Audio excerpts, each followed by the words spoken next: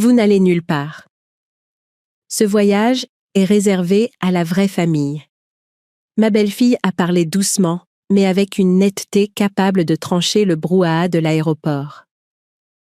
Elle a pris un stylo, a barré mon nom sur la liste des passagers et a tendu le papier à l'agent comme si elle venait de se débarrasser d'un vieil objet encombrant. Mon fils se tenait juste là, les mains dans les poches, les yeux rivés sur le sol froid en carrelage. Pas un regard, pas un mot pour me défendre, juste le silence. C'est le genre de silence qui vous dit que vous ne faites plus partie de leur vie. J'ai agrippé la sangle de mon sac, sentant mon cœur trébucher sous l'annonce de l'embarquement imminent. J'ai ravalé mes larmes et déverrouillé mon téléphone. Très bien, ai-je murmuré, mon doigt glissant sur l'écran. Dans 5 minutes, quand la voix du capitaine retentira, ils apprendront qui n'a vraiment pas sa place dans ce voyage. Si vous m'écoutez encore, dites-moi d'où vous regardez. Chaque commentaire que vous laissez est une nouvelle étape de ce périple. Et si cette histoire vous a touché, n'oubliez pas de cliquer sur « J'aime » pour qu'elle puisse aller encore plus loin. Je m'appelle Hélène Avry, j'ai 64 ans et je vis à Lyon. Pendant la plus grande partie de ma vie, j'ai été une femme qui croyait que la gentillesse pouvait tout arranger. Les disputes familiales, les dîners froids, même le silence. J'ai passé des décennies à être la pacificatrice, celle qui donnait, expliquait, pardonnait. Mais l'âge a une étrange honnêteté. Il vous met à nu jusqu'à ce qu'il ne reste que ce que vous représentez vraiment. Et le jour où mes propres enfants m'ont effacé de leur voyage, je me suis enfin souvenu que je n'étais pas née pour être tolérée. J'étais née pour être entendue. Ce matin-là, l'aéroport de Lyon-Saint-Exupéry était bondé. Une lumière blanche et froide tombait sur des rangées de sièges métalliques et se reflétait sur les larges baies vitrées où les avions manœuvraient. Je me tenais dans la foule, avec l'impression de flotter entre deux mondes. D'un côté, le bourdonnement des gens se préparant pour leurs vacances. De l'autre, l'espace vide en moi, silencieux et à vif. Solange, ma belle-fille, n'a même pas pris la peine de me regarder en s'adressant à l'agent du comptoir. Changement de nom de voyageur. Marie Collet, voici ses informations de passeport.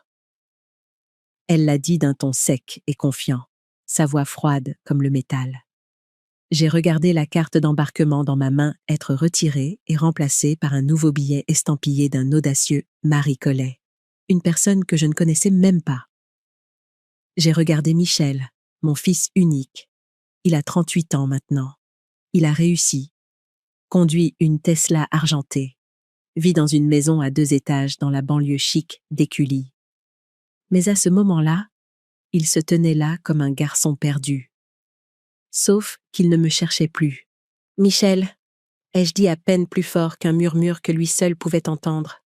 « Tu sais que ce n'est pas juste. » Il m'a jeté un coup d'œil, puis a détourné le regard.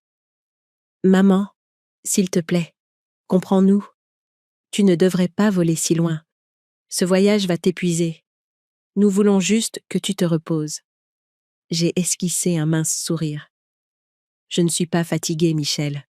Je suis juste déçue. » Solange s'est raclé la gorge, ses lèvres d'un rouge sec comme un pétale fané. « Ne faisons pas de scène ici, maman. Les gens regardent. » Elle s'est penchée, a ajusté la sangle de son sac de créateur, puis a parlé d'un ton mielleux, assez tranchant pour piquer. « Tu peux rester à la maison et te reposer. Arroser les orchidées. Ce voyage n'est vraiment pas adapté à ton âge. Beaucoup d'activités, beaucoup de déplacements, tu sais. Pas adapté à mon âge. » J'ai eu l'impression qu'une paire de ciseaux coupait le dernier fil qui me liait à mon amour-propre. J'ai regardé autour de moi et j'ai vu des gens qui riaient encore, portaient des enfants, tiraient des valises, s'embrassaient pour se dire au revoir. Personne n'a remarqué une femme se faisant dépouiller de son droit d'exister par quelques mots légers de sa propre famille. Je suis restée immobile, sentant l'air s'épaissir autour de moi. Pendant une seconde, j'ai juré entendre mon cœur se fissurer. Non pas parce que j'étais exclue du voyage, mais parce que l'enfant que j'avais élevé avait choisi de ne rien faire. L'indifférence est parfois plus cruelle qu'une insulte. J'ai pris une profonde inspiration. L'odeur de café torréfié d'un café voisin s'est glissée dans mes poumons. Cela m'a rappelé les matins où je me levais tôt pour préparer le café de Michel, quand il était un étudiant fauché, avant les cartes de crédit, avant une jolie femme ou une grande maison. Je me suis souvenue de notre petite cuisine, de ses mains chaudes sur mes épaules, quand il disait « Je t'emmènerai partout, maman ». Et maintenant, me voici au sommet, au seuil de ce partout, sans place pour moi. J'ai ravalé mes larmes. Non, je ne pleurerai pas ici. Pas devant Solange, pas devant Michel, pas sous le regard apitoyé de qui que ce soit. Je me suis discrètement retournée et me suis écartée. J'ai ouvert mon sac à main et j'ai sorti mon téléphone. Sur l'écran, l'icône de ciel étoilé est apparue. Une petite icône que j'avais cachée dans un dossier privé que Michel ne connaissait même pas. J'ai appuyé dessus. Il y a 3 ans, après le décès de mon mari Thomas, j'ai trouvé quelque chose qu'il m'avait laissé. Quelque chose que j'hésite encore à appeler un actif. Thomas était un ingénieur aérospatial qui avait travaillé plus de 40 ans chez Ciel Étoilé Airways. J'ai toujours pensé qu'il n'était qu'un cadre intermédiaire. Mais dans un coffre-fort de banque, à côté du certificat de décès, se trouvait un dossier prouvant que je détenais la participation majoritaire dans Ciel Étoilé, la 2e plus grande compagnie aérienne privée de France. Thomas avait écrit dans une lettre « Si un jour quelqu'un te traite avec condescendance, souviens-toi que tu n'as besoin de personne pour t'accorder un siège. L'avion t'appartient. » Je n'avais jamais pensé que j'aurais à l'utiliser. Jusqu'à maintenant. Mon doigt a glissé sur l'écran. Une icône s'est allumée. Contactez Victor Lang, PDG de Ciel Étoilé. Une invite automatique est apparue. Protocole A12 initié. Confirmez l'identité du propriétaire. J'ai appuyé sur « Oui ». Mon cœur battait si fort que je pouvais presque l'entendre. Une tonalité douce a retenti. Vérification réussie. J'ai regardé la piste où le soleil scintillait sur le fuselage, portant le logo de Ciel Étoilé. Ma compagnie aérienne. Quelle ironie. Je me suis dit qu'il s'apprêtait à voler sur mon avion, à être servi par mes employés, à siroter du champagne acheté avec mes dividendes, et à continuer de croire que j'étais un fardeau pour eux. Je me suis assise à un siège près de la fenêtre, à côté de la porte d'embarquement, et j'ai regardé les files de gens passer. Une petite fille blonde riait pendant que son père la soulevait et embrassait la joue de sa mère. Cette scène m'a serré la poitrine. J'avais eu un Michel comme ça. Un garçon qui courait vers moi, les yeux brillants, criant « Maman !» chaque fois que j'apparaissais à la grille de l'école. Je me suis demandé quand ce garçon était devenu un homme qui ne pouvait plus croiser le regard de sa mère. Solange a tiré sur le bras de Michel, sa voix basse mais autoritaire. « Allons-y, l'embarquement commence !» Michel a regardé en arrière, ses yeux m'ont effleuré une seconde. Un regard rapide, lourd, qui ressemblait à des excuses trop minces pour être prononcées à voix haute. Je n'ai pas répondu. J'ai juste hoché la tête. Alors qu'il passait à la porte, le haut-parleur a retenti. Les passagers du vol Ciel Étoilé 218 à destination de La Réunion sont priés de se préparer pour le départ. J'ai regardé l'avion rouler vers la piste, et dans ma poitrine, la chaleur de la douleur s'est refroidie en quelque chose de froid et de clair, comme de la glace, mais qui n'était plus faible. J'ai rouvert l'application et j'ai vu que Victor avait répondu « Nous avons reçu le signal. Souhaitez-vous une annonce spéciale sur le vol CE 218 Madame Avery? J'ai souri pour moi-même. Oui, Victor? Faites savoir au capitaine que la propriétaire de Ciel étoilé surveille ce vol et que j'aimerais envoyer mes salutations à 3 passagers très spéciaux. J'ai posé le téléphone et me suis adossée. Dehors, les moteurs grondaient. La lumière a traversé la vitre. J'ai regardé mon reflet dans la fenêtre, le visage d'une femme de 64 ans, fatiguée, mais avec un regard étonnamment calme. Certains moments n'ont pas besoin d'une réplique bruyante, juste d'un sourire tranquille et d'un renversement de situation déjà en train de s'élever dans le ciel. Alors que l'avion décollait, j'ai murmuré intérieurement. « Thomas, tu vois, je suis toujours là. Et cette fois, ils n'oublieront pas mon nom. » Cette prise de conscience, cette froide détermination, n'était pas née en un instant. Elle était le fruit de nombreuses années de petites coupures, de silences pesants et de compromis unilatéraux. Un long apprentissage de l'effacement de soi que j'avais confondu avec l'amour maternel. La gentillesse, je le réalisais maintenant, n'était pas une monnaie d'échange pour le respect. C'était une qualité que l'on devait d'abord s'accorder à soi-même. Assise là, dans le terminal aseptisé, je sentais un nouveau pouvoir s'installer en moi. Un pouvoir non pas de vengeance, mais de rectification. Il ne s'agissait pas de leur faire du mal, mais de leur faire comprendre la géographie réelle de leur monde. Une carte sur laquelle mon nom n'était pas une note de bas de page, mais une capitale. L'annonce du capitaine ne serait pas un acte de représailles, mais un simple énoncé des faits, une vérité qu'ils avaient choisi d'ignorer pendant trop longtemps.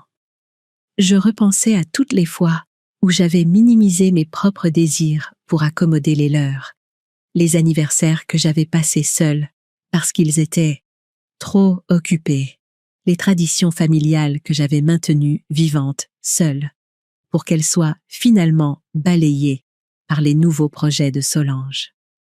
Chaque concession avait été une petite mort, un rognage de mon territoire personnel jusqu'à ce qu'il ne reste plus qu'un minuscule îlot de solitude. Aujourd'hui, je réclamais mon continent. Je n'avais pas besoin de crier. Le vrombissement des moteurs de l'avion portait ma voix bien plus loin que n'importe quel cri de colère aurait pu le faire. Mon cœur, qui avait trébuché quelques minutes plus tôt, battait maintenant à un rythme régulier et puissant, le métronome d'une nouvelle ère. Je n'étais plus la spectatrice de ma propre vie, attendant une invitation qui ne viendrait jamais. J'étais la propriétaire du théâtre, du spectacle et de tous les sièges. Et le rideau était sur le point de se lever. 3 semaines avant ce matin à l'aéroport, je croyais sincèrement que ma vie tournait une page. Je me souviens, c'était un vendredi après-midi. Dehors, une bruine fine tombait sur Lyon. Des gouttes glissaient sur le cadre de la fenêtre, reflétant la douce lumière jaune de la lampe de bureau que j'allume quand je lis. Je me préparais une tasse de tisane à la camomille quand le téléphone a sonné. Le nom de Michel s'est allumé. Mon cœur s'est serré. Il n'appelle que si c'est important. « Maman !» dit-il, d'une voix inhabituellement enjouée. Solange et moi prévoyons des vacances en famille. Cette fois, avec toi. Nous voulons que tu viennes. Je suis restée figée quelques secondes, peinant à y croire. Vraiment, Michel? Après toutes ces années? Il a ri au téléphone. Vraiment, la Réunion, l'océan, le soleil, un bel hôtel. Tu as besoin de sortir un peu? Je veux que tu sois heureuse. Cette phrase m'a noué la gorge. Cela faisait si longtemps que Michel n'avait pas dit qu'il voulait que je sois heureuse. J'ai répondu, la voix tremblante. J'adorerais venir. Merci. Merci. Quand l'appel s'est terminé, je suis restée là, le téléphone contre ma poitrine, des larmes coulant sans que je m'en aperçoive. Dehors, La bruine continuait, mais à l'intérieur de moi, une chaleur se propageait comme la lumière du soleil. J'ai posé ma tisane, j'ai ouvert le placard et j'ai sorti la vieille valise du grenier. La valise bleue était poussiéreuse du dernier voyage que Thomas et moi avions fait en Alaska, il y a près de 10 ans. Je l'ai dépoussiérée et j'ai souri. Nous repartons, Thomas. Ce soir-là, je suis allée sur Internet pour trouver des chaussures de marche matelassées avec des semelles souples pour que mes talons ne me fassent pas mal. J'ai lu une pile d'avis, j'ai choisi la paire blanche et j'ai ajouté un foulard en soie à imprimer tropical au panier. Je me suis imaginée marchant sur la plage, les cheveux soulevés par la brise, Michel souriant, Solange discutant. Tout semblait si paisible. Le lendemain, un texto de Solange est arrivé. Même par écrit, son ton avait cette note froide et plate. « Maman, avant de partir, pourrais-tu nous aider à arroser les plantes du balcon et à garder un œil sur quelques colis? J'ai peur que les livraisons se perdent. Merci d'avance. » Je l'ai relu plusieurs fois. Avant de partir. J'ai souri, légèrement confuse. J'irai avec eux, je ne resterai pas. Puis je me suis dit qu'elle s'était probablement mal exprimée. Je ne voulais pas avoir de mauvaises pensées. Je ne voulais pas faire éclater cette fragile bulle de joie. J'ai répondu gentiment. Bien sûr, je vais aider, mais s'il te plaît, envoie-moi l'heure de départ pour que je puisse faire mes bagages en conséquence. La conversation n'a montré qu'un « vu ». Pas de réponse. Je me suis apaisée. Elle est probablement occupée. Je cherche toujours des raisons de me sentir plus légère. C'est une habitude des mères qui ont trop aimé. Le lendemain, j'ai acheté une robe d'été corail. La vendeuse a dit que la couleur convenait à ma peau et me faisait paraître plus jeune. Je l'ai cru. J'ai pris une photo et l'ai envoyée dans le groupe familial. Solange a répondu avec seulement 2 mots. Ça a l'air bien. Pas d'émoji, pas de compliment. Et Michel n'a pas répondu du tout. Un petit vide s'est glissé en moi. Puis j'ai trouvé une autre raison. Il est en réunion. Solange est occupée à planifier. J'ai choisi de faire confiance, comme toujours. Dans les jours qui ont suivi, j'ai continué à me préparer. Je suis passée à la pharmacie pour des vitamines et des médicaments contre le mal des transports. J'ai tout trié dans de petits sacs. J'ai acheté de petits cadeaux. Un parfum à la bergamote pour Solange, une chemise en lin pour Michel, une poupée créole pour ma petite fille Léa. Je voulais que tout le monde soit heureux pour que ce voyage n'ait aucune distance. Un après-midi, j'ai rendu visite à ma meilleure amie, Jeanne Dubois, veuve comme moi. Quand je lui ai parlé du voyage, ses yeux se sont un peu plissés.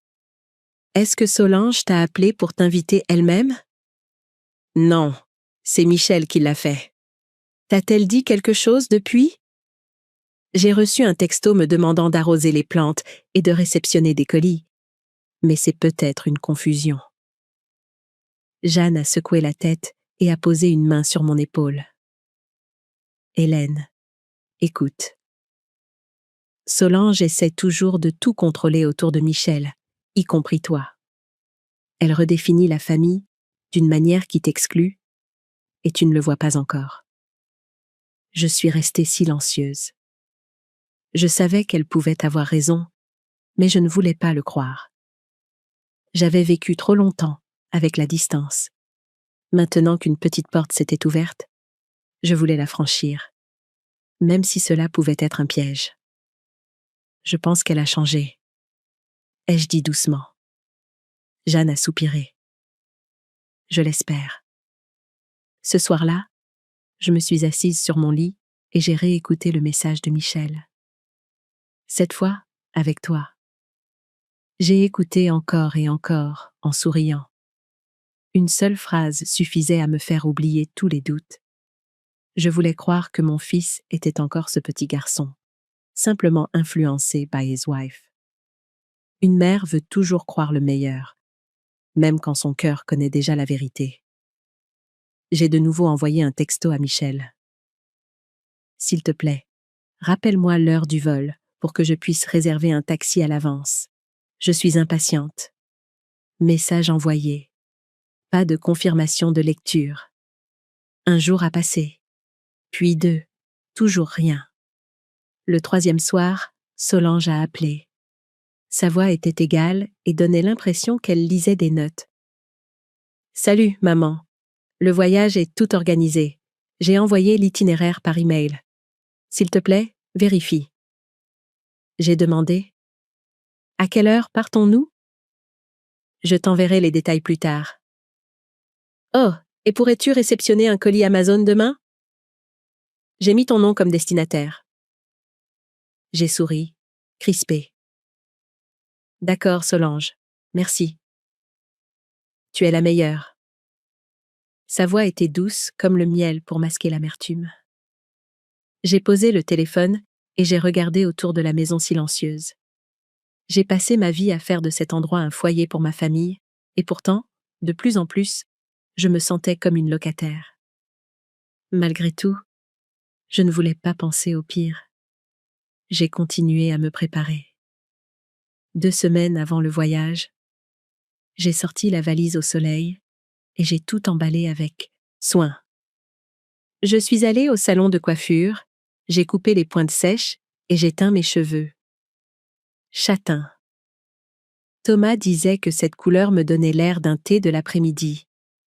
Ce jour-là, je me suis tenue devant le miroir et je me suis vue sourire. Vraiment, pour la première fois depuis des années, je croyais que les choses iraient bien. Je croyais que Michel me tiendrait la main comme avant. Je croyais que Solange pourrait apprendre à être gentille. J'ai même écrit une petite carte. Merci de me laisser venir, avec tout mon amour, maman. Prévoyant de la laisser sur la table de l'hôtel à notre arrivée. La nuit avant le départ, j'ai à peine dormi. J'ai refait ma valise pour la 3e fois et j'ai ajouté des madeleines faites maison, les préférées de Michel. J'ai écouté la pluie sur l'auvent et je me suis sentie pleine d'espoir. Je me souviens m'être murmuré, avant d'éteindre les lumières, « Demain, Hélène, enfin, ton fils a de nouveau besoin de toi ?» Je n'avais aucune idée que le lendemain matin, à la porte B12, les mots « Vous n'allez nulle part » mettraient fin à cette croyance et marqueraient le début d'une personne différente en moi, qui n'avait pas été éveillée depuis 64 ans. Je me suis réveillée à 5 heures du matin ce jour-là, avant le réveil. Lyon était encore sombre, la brume épaisse comme un rideau. J'ai allumé la lumière de la cuisine et j'ai préparé du café. L'odeur a rempli la maison vide. Tout était prêt depuis la veille. La valise près de la porte, le passeport dans mon sac à main, le billet électronique imprimé, les chaussures blanches neuves qui attendaient de marcher. J'ai regardé la cuisine et j'ai murmuré « Thomas, nous allons enfin voir l'océan avec notre fils. » À 7 heures, j'ai appelé un taxi. Le jeune chauffeur a ouvert la portière et a dit joyeusement « Aéroport, madame ? Vous partez en vacances ? Vous avez l'air excitée. » J'ai souri, essayant de cacher ma nervosité. « Oui, des vacances en famille. » Le ciel était terne ce jour-là, ni ensoleillé, ni pluvieux. Le gris drapait tout, des rues mouillées à la vitre de la voiture qui reflétait mon visage. Le visage d'une femme de 64 ans, essayant de croire qu'elle avait encore une place dans l'histoire de son propre enfant. Quand je suis arrivée à Lyon-Saint-Exupéry, j'étais en avance de près d'1 heure. J'aime être en avance, je l'ai toujours été, pour pouvoir respirer, regarder les gens et imaginer la destination. J'ai roulé ma valise jusqu'à l'enregistrement de Ciel étoilé. Des lumières blanches brillaient sur le sol poli. Les haut-parleurs égrenaient des noms à un rythme régulier. Je me tenais là, le cœur partagé entre la nervosité et la joie, imaginant notre première soirée à la Réunion, un dîner en famille, le bruit des vagues, Michel racontant une histoire en riant, Solange versant du vin, et moi, assise tranquillement, heureuse d'être près d'eux. Je rêvassais quand je les ai vus. Solange est entrée la première, robe blanche jusqu'aux genoux, veste en lin crème, les yeux cachés derrière des lunettes de soleil surdimensionnées. Ses cheveux étaient relevés en un chignon haut, des mèches captant les lumières de l'aéroport. Elle se déplaçait comme quelqu'un sur le point d'embarquer sur un yacht privé, pas sur un vol commercial. À côté d'elle se trouvait Michel, tirant une valise noire en pantalon kaki et polo bleu océan. Quand il m'a vue, Michel a tressailli, puis a forcé un sourire. « Maman, tu es en avance !»« Bien sûr, » ai-je dit. « Je ne veux pas rater le vol. » Solange m'a jeté un rapide coup d'œil de haut en bas, un mince sourire aux lèvres. « Tu es mignonne, maman, comme une vraie touriste. » Je ne savais pas si c'était un compliment ou une pique. J'ai juste souri, sur le point de dire quelque chose, quand Solange s'est tournée vers l'agent d'enregistrement. « Excusez-moi, je dois reconfirmer la liste des passagers pour le vol CE 218 à destination de La Réunion. » Solange Avry, Michel Avry et Marie Collet. J'ai entendu chaque mot, surtout le dernier nom, Marie Collet. J'ai froncé les sourcils. Solange, qui est Marie Collet? Elle ne m'a toujours pas regardée, répondant platement. Ma tante. Elle vient avec nous. J'ai eu un petit rire confus. Et moi? Je n'étais pas de ce voyage? Solange s'est retournée, le sourire disparu. Maman, je crois que tu as mal compris. Tante Marie a besoin de vacances, et l'hôtel à La Réunion a des chambres limitées, donc tu comprends? Sa voix était mielleuse, mais glaciale. Michel est intervenu, la voix faible et hachée. Maman, en fait, ce voyage a beaucoup d'activités. Randonnée, bateau, beaucoup de déplacements. Si tu venais, tu serais probablement épuisée. Alors, nous avons pensé qu'il serait préférable que tu restes à la maison. Je me suis tournée vers mon fils. Ses yeux ont évité les miens, glissant comme quelqu'un qui a peur d'être vu. J'ai gardé ma voix stable. Depuis quand je ne fais plus partie de votre famille? Personne n'a répondu. Tout ce que j'ai entendu, c'est le cliquetis de l'imprimante à billets. L'agent a tendu une feuille de papier à Solange, d'un ton professionnel. Voici le nouveau billet de Mademoiselle Collet. L'ancien nom sera annulé. Solange l'a pris et a hoché la tête. Merci, c'était rapide. Elle s'est tournée vers Michel. Allons-y, l'embarquement va commencer. J'ai regardé tout cela comme si je me voyais être effacée de leur vie. Un simple trait d'encre noire me transformant en une étrangère. Je me suis reculée contre une colonne, essayant de cacher mon visage brûlant. Les gens passaient en flot. Rônasses de valises, bavardages, rires. Personne ne savait qu'une mère venait d'être exclue du voyage pour lequel elle avait compté les jours. Michel s'est approché, la voix basse. « S'il te plaît, ne sois pas fâchée, maman. D'accord? Solange s'inquiète juste que tu sois fatiguée. Je t'emmènerai en voyage une autre fois. » Je l'ai regardé, l'homme adulte que j'avais autrefois consolé après une chute de vélo. Le garçon que j'avais porté sur mes épaules lors des premiers jours de neige.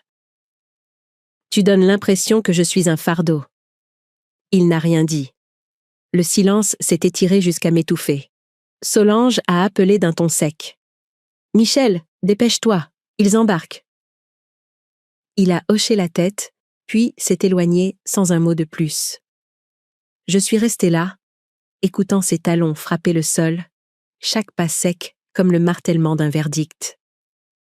Leurs ombres ont disparu derrière les portes vitrées où d'autres passagers faisaient la queue pour le contrôle. Je me suis assise et, les mains tremblantes, j'ai ouvert mon sac à main. Une partie de moi voulait pleurer. L'autre partie se sentait si vide que je ne pouvais plus rien ressentir. Les mots de Jeanne résonnaient dans ma tête. Solange redéfinit la famille pour t'exclure. Maintenant, je comprenais. Elle ne m'excluait pas seulement d'un voyage. Elle me voulait hors de la vie de mon fils. Je me suis adossée et j'ai fermé les yeux. Le visage de Thomas m'est apparu. L'homme qui m'avait dit un jour « Si quelqu'un essaye de te faire oublier ta valeur, souviens-toi de qui tu es. » J'ai expiré. Et à ce moment-là, tout s'est éclairci. Je n'avais pas honte.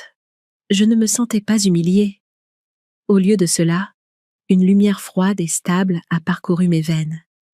J'ai plongé la main dans mon sac à main et j'ai sorti mon téléphone. Mon doigt a glissé vers l'application Ciel étoilé que Thomas m'avait configurée avec un accès spécial, quelque chose que je n'aurais jamais pensé avoir à utiliser. Sur l'écran, canal propriétaire, Victor Lang. J'ai appuyé.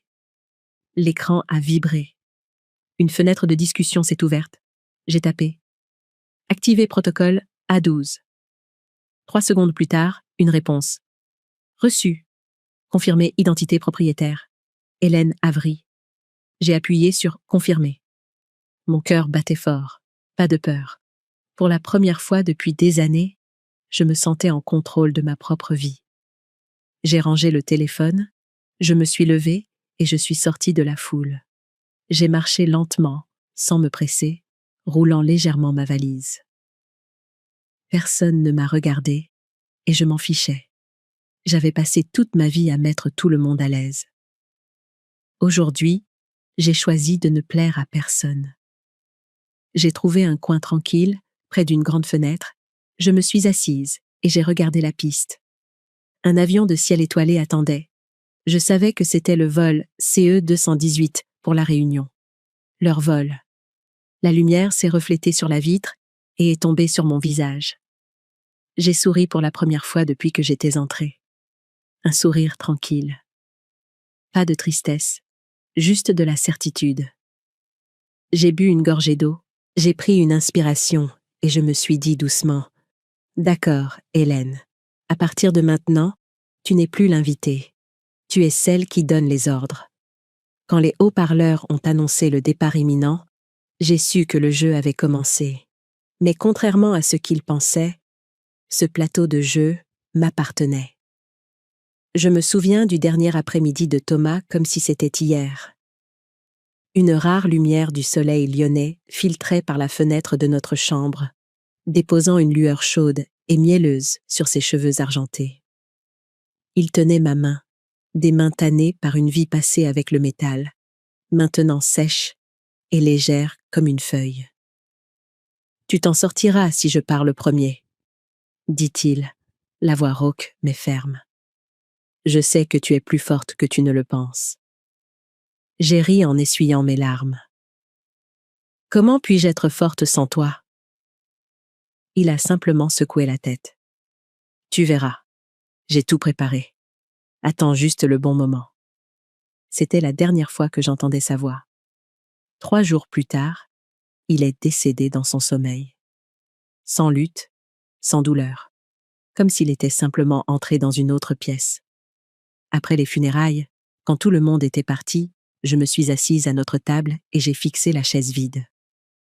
Pendant 42 ans, Thomas était assis là, avait dîné, raconté des histoires de l'atelier et grogné que je mettais trop de sucre dans son café. La maison sans lui semblait incroyablement vide. Je suis restée assise jusque tard. Puis on a frappé à la porte. Le facteur avec une enveloppe brune. Pas d'adresse de retour. L'écriture a fait sursauter mon cœur. Pour Hélène, à ouvrir quand tu seras prête. Je l'ai ouverte les mains tremblantes. À l'intérieur se trouvait une petite note de l'écriture soignée et penchée de Thomas. Si un jour tu te sens rabaissé, poussé loin de la table, ouvre le coffre numéro 218 à la banque Crédit Lyonnais. Le code est notre date de mariage. Et souviens-toi, Hélène, parfois pour être respectée, tu dois leur rappeler qui a acheté la table. Sous la note se trouvait une carte en métal gravée de mon nom et d'une autre ligne. Ciel étoilé, A12. Je n'avais aucune idée de ce que cela signifiait. J'ai pensé que c'était un compte d'épargne que Thomas avait laissé. 3 jours plus tard, je suis allée à la banque. Le directeur a reconnu le nom de Thomas et m'a conduite dans une salle privée. Le petit coffre s'est ouvert d'un clic. À l'intérieur, il n'y avait ni argent liquide, ni bijoux, mais un dossier épais et une autre enveloppe. J'ai ouvert la deuxième lettre, plus longue, détaillée, de sa propre main. Ma chère Hélène, si tu lis ceci, je suis probablement partie. Je sais que tu ne te soucies pas de la richesse, mais j'ai besoin que tu comprennes. J'ai discrètement construit une fondation pour que tu n'aies jamais à baisser la tête. En 40 ans, chez Ciel Étoilé, Airways, je n'étais pas seulement un ingénieur de maintenance. J'ai commencé à acheter des actions dans les années 80 et je suis progressivement devenu un actionnaire majoritaire. Je l'ai gardé secret parce que je ne voulais pas que Michel le sache et en vive. Il doit apprendre à se débrouiller seul. Toute la propriété t'a été transférée, la seule personne en qui j'ai confiance. Tu trouveras les confirmations, les procurations et une ligne directe vers le PDG, Victor Lang. Je leur ai demandé de mettre en place un protocole d'urgence, A12. Quand tu le déclencheras, ils sauront que tu veux affirmer ton contrôle ou intervenir dans n'importe quelle opération de Ciel Étoilé. Je ne sais pas quand tu en auras besoin, mais je crois qu'un jour, quand quelqu'un oubliera ta valeur, tu te souviendras de cela. Avec tout mon amour, Thomas. Je suis restée assise, figée, pendant un long moment, après avoir lu. Cela semblait irréel. Thomas, l'homme simple en chemise usée, qui conduisait une vieille Peugeot 205, était l'actionnaire majoritaire de l'une des plus grandes compagnies aériennes de France. J'ai parcouru le dossier. Transfert d'actions, procuration, liste d'actifs, signature notariée, tout était légitime, clair. À la fin se trouvait la carte de visite de Victor Lang avec une note « Appelez pour vérification ». J'ai composé le numéro. Une voix calme et profonde a répondu « Bonjour, Madame Avery. On m'a dit que si vous appeliez, cela signifiait que le moment était venu. Nous avons organisé une réunion privée chez Ciel Étoilé une semaine plus tard. Je ne l'oublierai jamais. Victor, environ 50 ans, grand, le regard vif, respectueux, m'a tendu un dossier. Tout ce que M. Thomas a dit est vrai. Vous détenez 51%.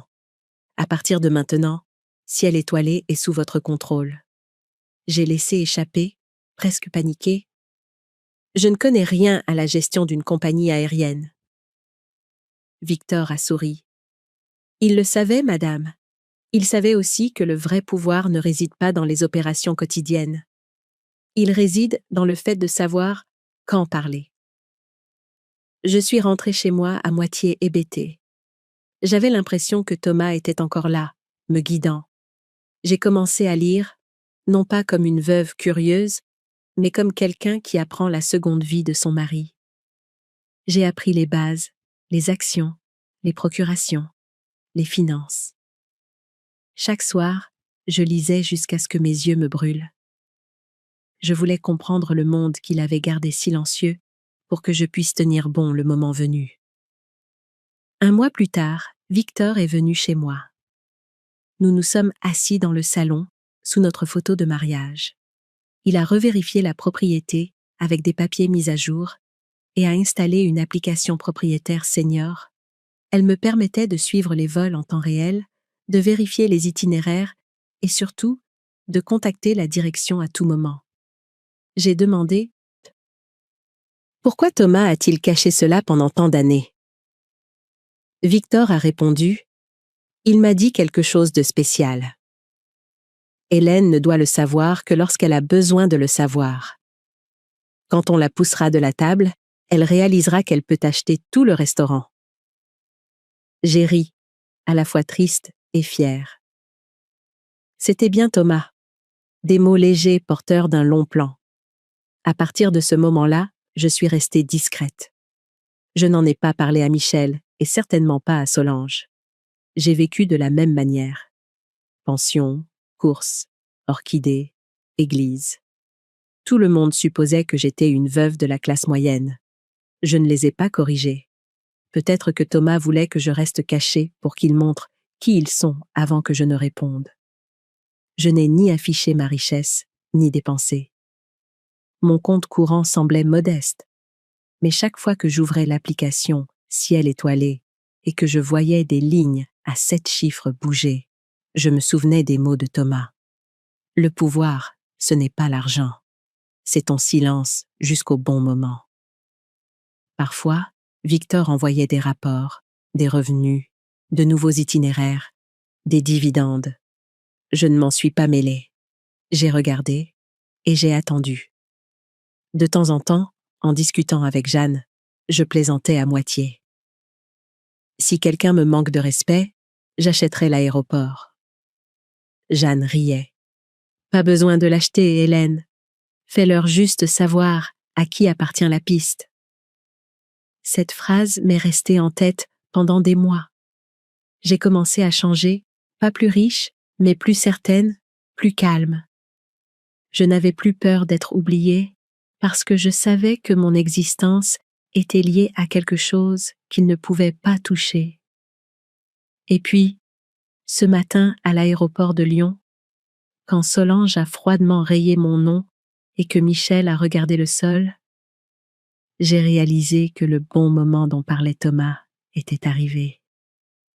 Toute sa vie m'avait préparé à cette seconde. Quand j'ai tapé « Activer protocole à 12 », je ne déclenchais pas seulement une autorité légale. J'ouvrais l'héritage d'un homme qui avait prévu un avenir où j'aurais besoin de rappeler au monde qu'Hélène Avery n'est pas dépendante. Elle tient les ailes du ciel, même qu'il traverse. J'ai regardé le vol CE 218 de Ciel étoilé se préparer à rouler. Chaque tour de roue, chaque note de moteur me semblait être Thomas souriant de quelque part. « Tu avais raison », ai-je murmuré. « Maintenant, c'est mon tour. » Je me suis adossée dans le salon de l'aéroport, le téléphone à la main. De l'autre côté, Victor Lang a répondu en moins de 2 minutes. « Confirmé. Vol Ciel étoilé 218 à destination de La Réunion. Départ à 10h25. Passagers, Michel Avery, Solange Avery et Marie Collet. » J'ai lu le message, mon rythme cardiaque lent et régulier. Chaque pièce s'emboîtait parfaitement, comme Thomas l'avait prévu. J'ai tapé « Activer salutation. Spécial. » Victor a répondu presque instantanément. « Quel modèle souhaitez-vous, Madame Avery ?» J'ai tapé chaque mot comme une déclaration. Ciel étoilé souhaite chaleureusement la bienvenue à Madame Hélène Avery, propriétaire de la compagnie aérienne. Nous sommes fiers de vous servir aujourd'hui. Une courte salutation, un système de sonorisation, et tout le ciel a basculé. Je n'avais pas besoin de crier, pas besoin de pleurer. J'avais juste besoin qu'ils entendent qui possédait vraiment ce ciel. Et vous, si vous étiez à ma place à ce moment-là, que feriez-vous? Resteriez-vous silencieux ou vous assureriez-vous qu'ils entendent votre nom, comme je l'ai fait? Une pause, puis un autre message. Le capitaine Rivera confirme. Exécution de l'annonce de présence du propriétaire à bord. J'ai inspiré. Tout était fluide et propre. Pas de cris, pas de preuves à fournir, juste un ordre. Je me suis déplacée vers une autre porte d'embarquement avec un moniteur pour actionnaire. Sur mon téléphone, j'ai ouvert le flux cabine, la fonction spéciale propriétaire qui permet d'écouter l'audio public de la cabine. J'ai mis mes écouteurs, je me suis adossée, les yeux calmes. La voix d'une femme est parvenue, chef de cabine, polie comme toujours. Bienvenue à bord du vol Ciel étoilé 218 à destination de La Réunion. Je pouvais imaginer Solange inclinée dans son siège, un sourire suffisant, commandant un vin blanc. Michel à côté d'elle, les yeux rivés sur son téléphone, évitant le regard de sa femme, et tante Marie occupée à prendre des photos pour les réseaux sociaux, exhibant les vacances de la famille Avery. Quelques minutes tranquilles, les moteurs ont commencé à ronronner. À 10h28 précise, la voix du capitaine a retenti dans les haut-parleurs, basse, claire, autoritaire. « Bonjour mesdames et messieurs. Ici, le capitaine Rivera. Avant le départ, nous aimerions adresser une salutation spéciale à madame Hélène Avery, propriétaire de Ciel Étoilé Airways, qui nous a soutenus tout au long de notre croissance. C'est un honneur de vous servir aujourd'hui. » Il a fait une pause. Puis, la musique signature de la compagnie aérienne a retenti, polie, familière, scintillant dans mes écouteurs. J'ai fermé les yeux. Dans mon esprit, j'ai vu le visage de Solange se figer en classe affaires, son verre de vin s'arrêtant en l'air. Michel se tournant, troublé, les lèvres bougeant sans émettre de son. Tante Marie, la femme qui avait pris ma place, demandant « Attendez, qui est la propriétaire ?» Un sourire a effleuré mes lèvres. Pas un sourire victorieux, mais le sourire de quelqu'un qui a enduré toute une vie et qui a finalement vu la justice sans passer par un tribunal. Dans mes oreilles, des chuchotements se sont élevés, des passagers murmurant, quelques applaudissements. L'hôtesse a dit quelque chose sur la sécurité, mais j'avais cessé d'écouter. J'ai retiré les écouteurs et j'ai laissé les sons se dissoudre. Mon téléphone n'arrêtait pas de vibrer. Premier texto de Michel. « Maman, qu'est-ce qui se passe? Ils viennent de dire ton nom dans les haut-parleurs. » Un deuxième, quelques minutes plus tard. « Maman, tu plaisantes? Solange dit que ça doit être une erreur. » Puis Solange. « Maman, il doit y avoir un malentendu. Je pense que la compagnie aérienne s'est trompée de nom. Ne créons pas de confusion pour la presse. » Ce petit emoji m'a fait rire. De la douceur jusqu'au bout de l'amertume. J'ai tapé un seul mot, plus tard, et j'ai désactivé les notifications. Un membre du personnel de Ciel Étoilé a appelé, d'une voix professionnelle. « Madame Avery, l'annonce du propriétaire a été exécutée. Le capitaine vous envoie ses salutations. Avez-vous des demandes pour les passagers spéciaux ?» J'ai regardé par la vitre l'avion qui roulait sur la piste. Une légère pluie a commencé, de minuscules gouttes s'étalant sur la vitre transparente. J'ai parlé lentement.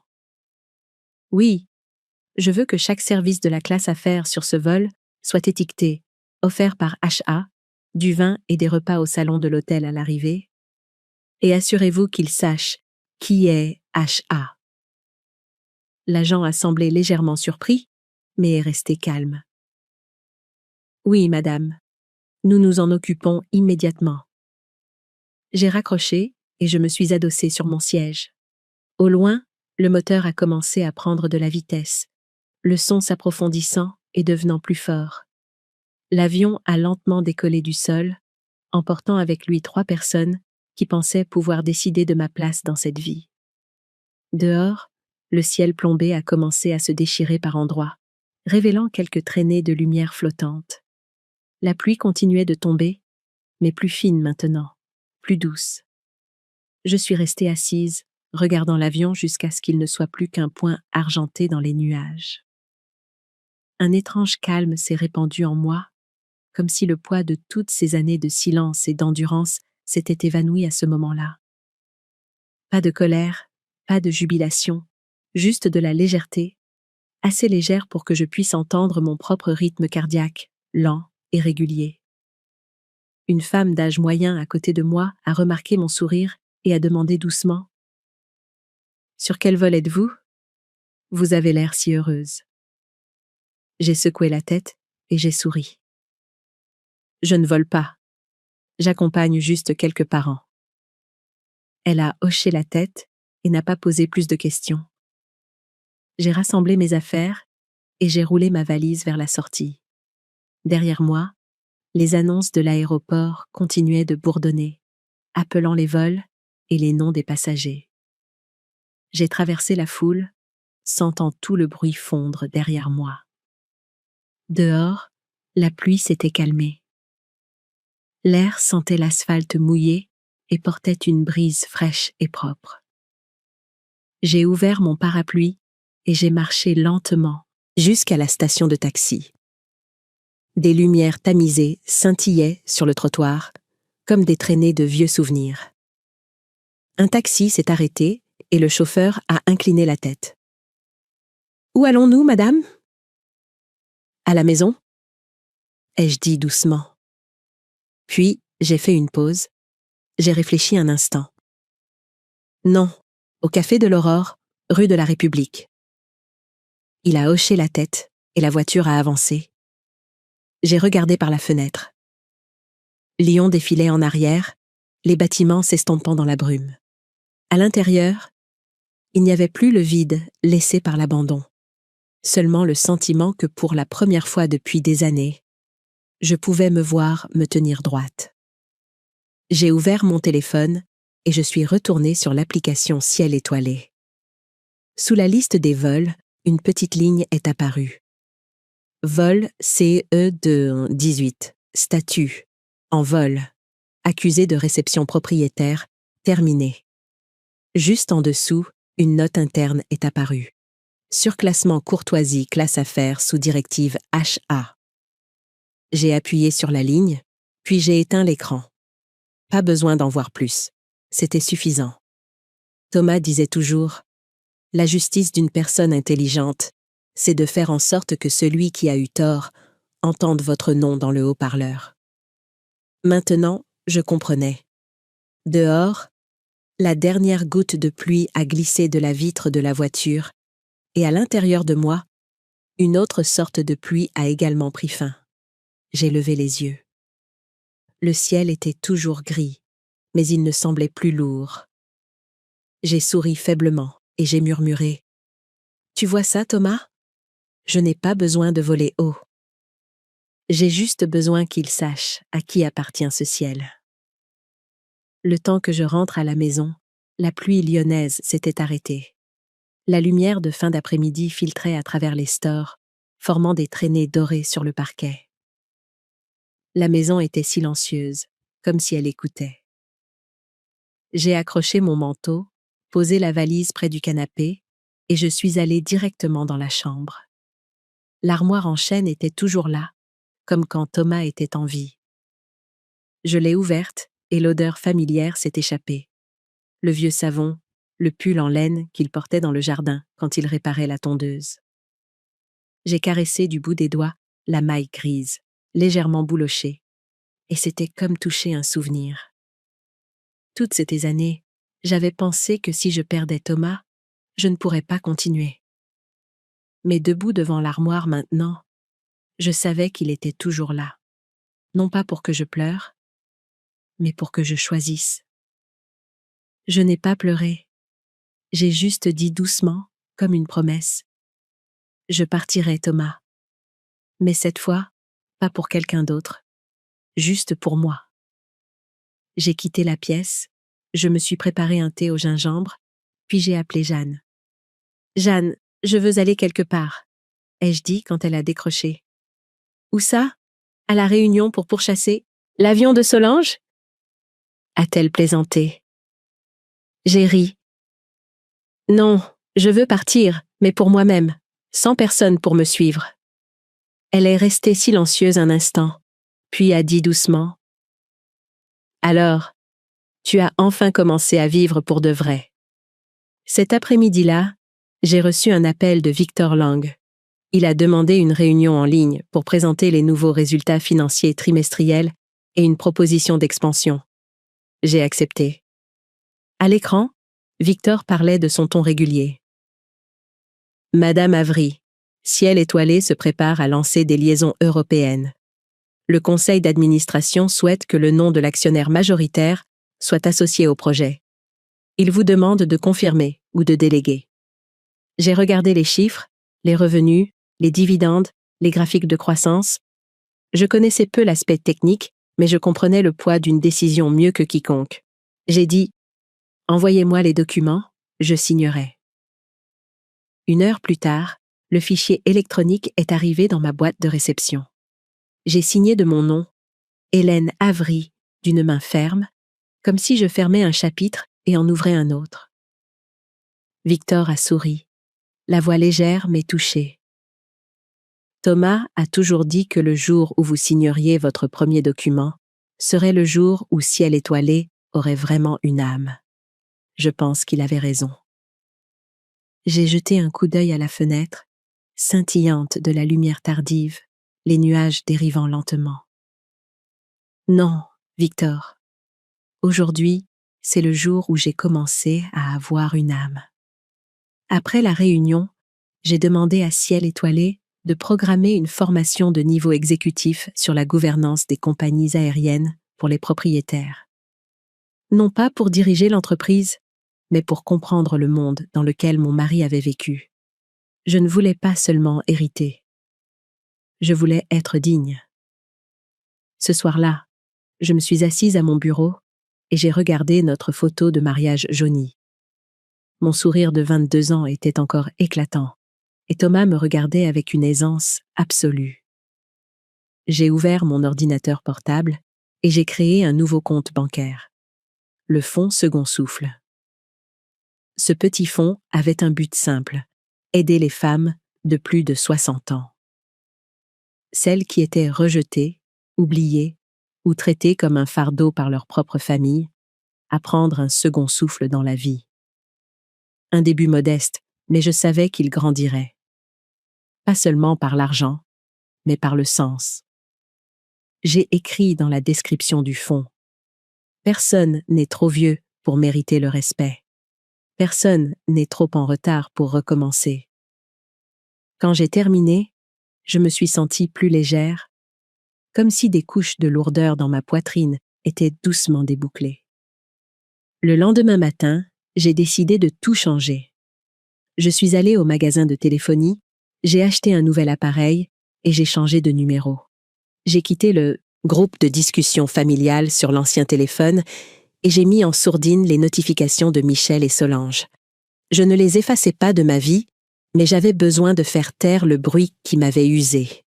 J'ai ouvert une nouvelle liste de contacts. Juste quelques noms.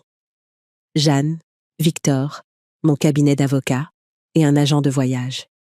J'ai réglé une sonnerie douce, j'ai ouvert mon calendrier et j'ai fait des projets. C'est là que j'ai décidé que si j'avais passé ma vie à attendre que les autres m'invitent, à partir de maintenant, je m'enverrais les billets à moi-même. J'ai ouvert une carte. Mes yeux se sont arrêtés sur Paris, un endroit dont Thomas et moi avions rêvé, mais que nous n'avions jamais vu. De Paris, une ligne vers Venise, puis Kyoto, Santorin, et enfin Sedona, la terre de roches rouges, en Arizona, où les couchers de soleil brûlent comme une promesse. J'ai appelé l'agent de voyage. J'aimerais réserver un tour du monde, départ dans 2 semaines, un passager. L'agent a demandé « Quelle classe de cabine souhaitez-vous, madame ?» J'ai souri. « Classe affaires, offert par HA. » Nous avons tous les deux ri. Je savais que j'entrais dans un nouveau chapitre. Un chapitre où il n'y avait plus de place pour demander la permission. Ce soir-là, Jeanne est passée avec une bouteille de vin rouge. J'ai entendu dire que tu allais faire le tour du monde. J'ai hoché la tête et j'ai versé 2 verres. Oui, et j'ai besoin d'une compagne, au moins pour la première étape. Jeanne a éclaté de rire. Alors, ce sera Venise. Je peux prendre 2 semaines de congé. Je veux te voir descendre d'un avion avec le soleil sur ton visage et pas une once de tristesse. J'ai trinqué avec elle, ma voix tremblante, chaleureuse. Merci, Jeanne. Tu m'as toujours vue, même quand je ne pouvais pas me voir moi-même.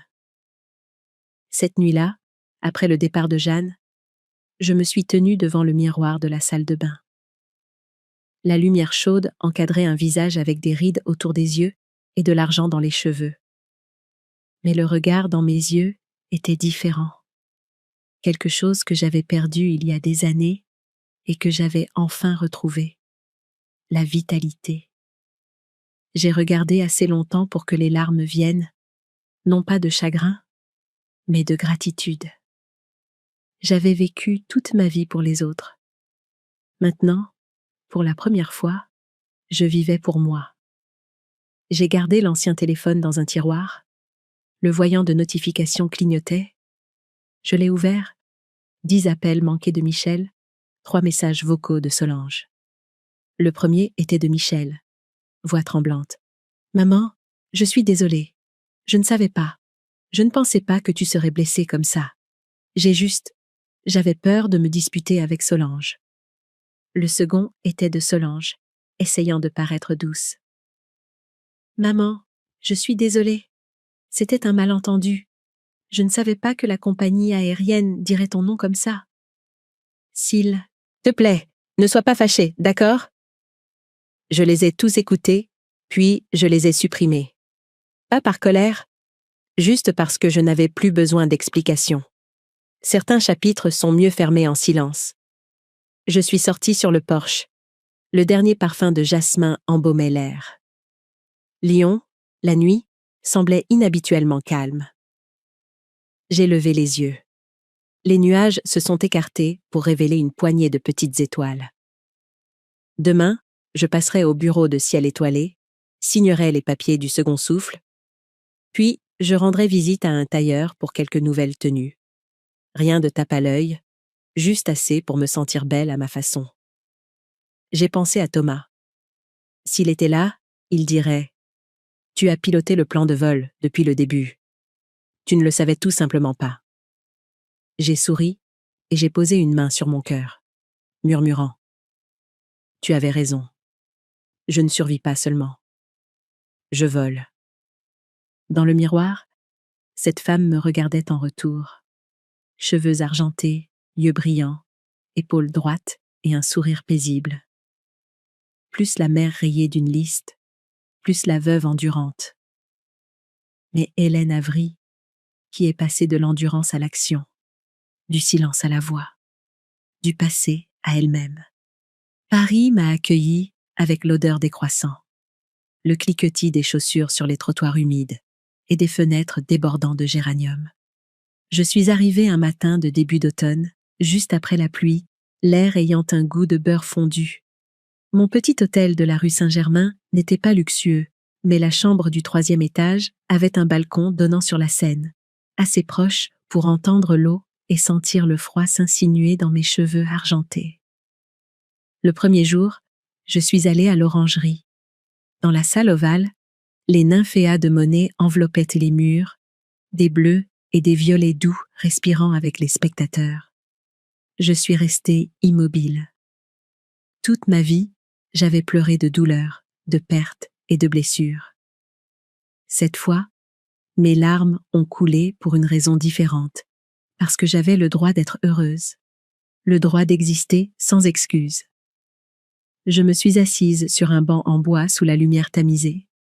Une jeune femme à côté de moi a demandé en français « Ça va, madame ?» J'ai souri et répondu en anglais « Je vais bien. J'apprends juste à respirer à nouveau. » Ce soir-là, j'ai dîné seule au bord du fleuve, vin blanc et saumon grillé. Quand le serveur l'a posé, j'ai pris une photo et l'ai envoyée à Jeanne. Je viens de dîner avec moi-même et je ne me suis pas sentie seule. Elle a répondu presque instantanément. Tu es en train de vivre, Hélène. À Venise, j'ai retrouvé Jeanne. La ville semblait être un rêve se fondant dans l'eau. Nous avons loué un petit appartement près de la place Saint-Marc et chaque matin, nous regardions les gondoles glisser, des chansons flottant dans l'air. Un après-midi, un commerçant a essayé de me vendre un foulard en soie au triple du prix. J'ai souri et secoué la tête. Non, Grazie. Dire non était facile, mais à l'intérieur, c'était comme une libération. Pendant des années, je n'ai pas su dire non.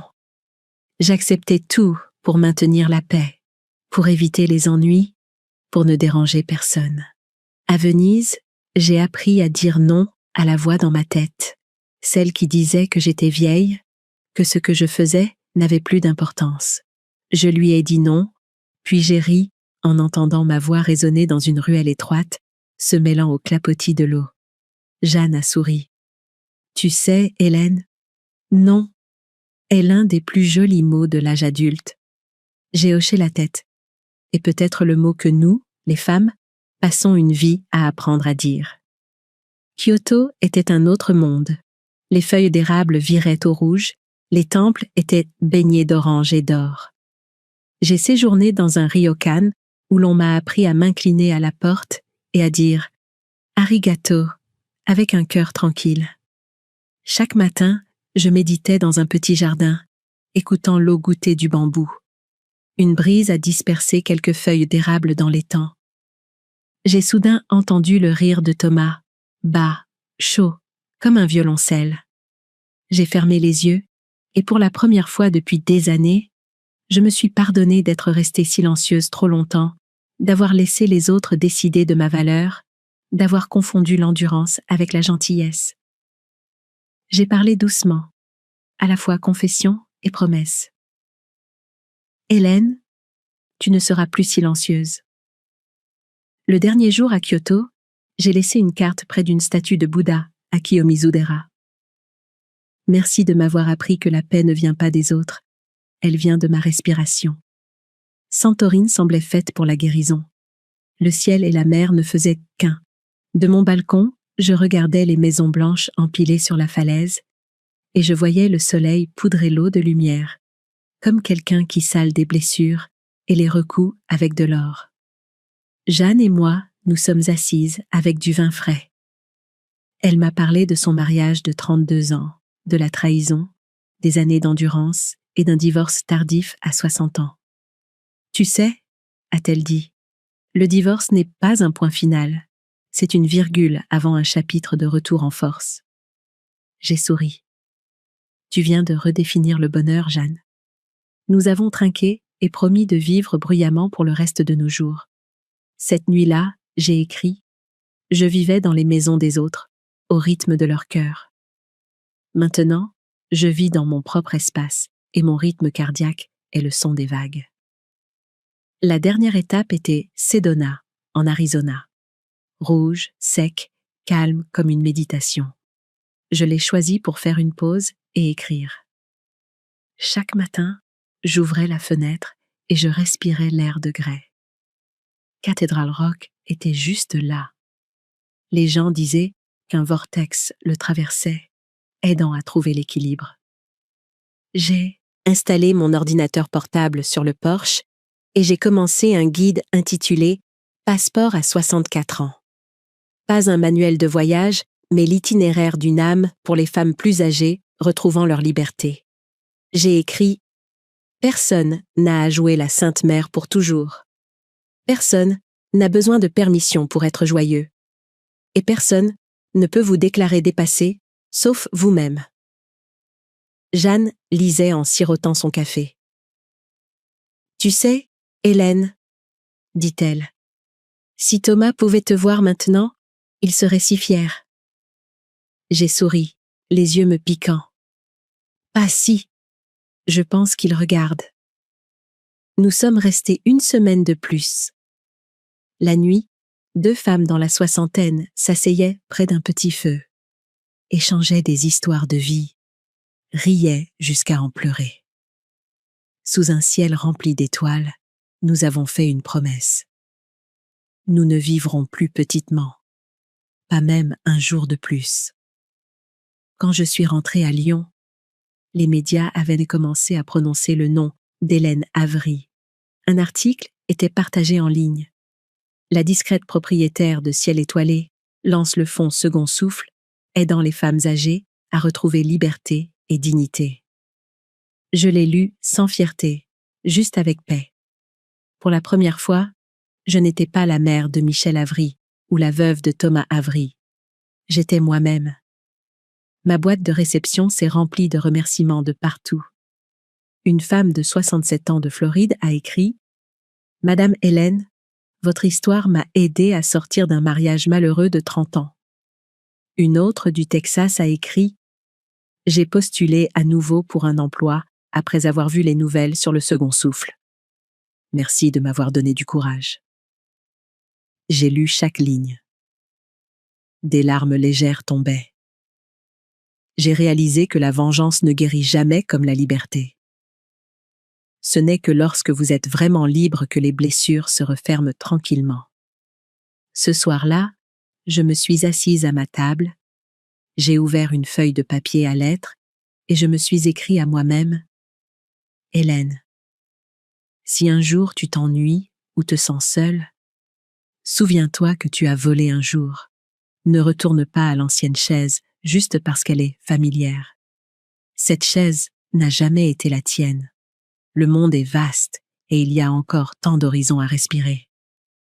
De toi, celle qui a retrouvé le ciel. » J'ai plié le papier dans « Passeport à 64 ans » et j'ai souri.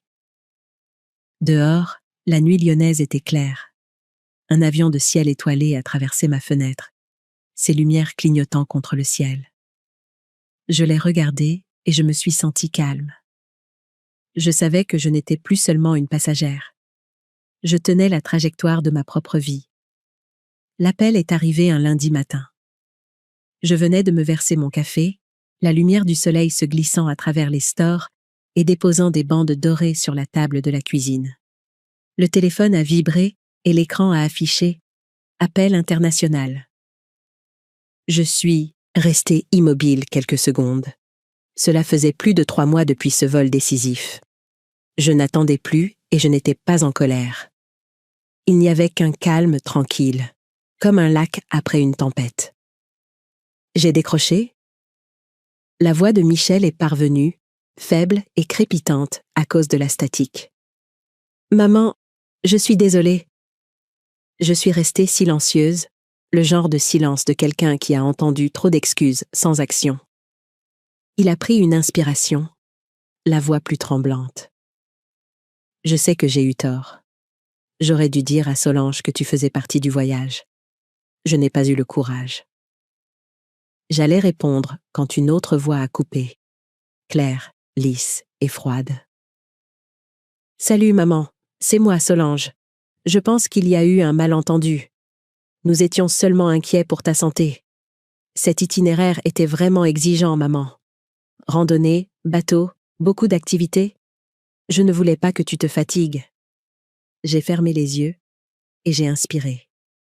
La façon dont elle parlait ressemblait à une présentation, chaque mot enrobé de sucre, avec un arrière-goût amer. J'ai demandé lentement « Solange, si j'étais pauvre et pas une actionnaire de ciel étoilé, est-ce que vous deux feriez cet appel ?» Un long silence. Je pouvais entendre la respiration de Michel sur la ligne, puis plus rien de leur part, comme si j'avais ouvert une porte qu'ils avaient un peur de regarder. J'ai continué, les réponses étant déjà dans ce silence. « Je ne vous blâme pas.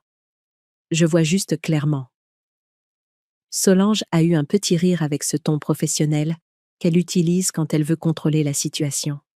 « Et si nous organisions une réunion de famille, maman, pour redéfinir les attentes et mieux nous comprendre? Je pense qu'une réunion nous aiderait à repartir sur de nouvelles bases. » J'ai laissé échapper un petit rire, pas fort, juste un souffle qui a tranché l'air. « Redéfinir les attentes.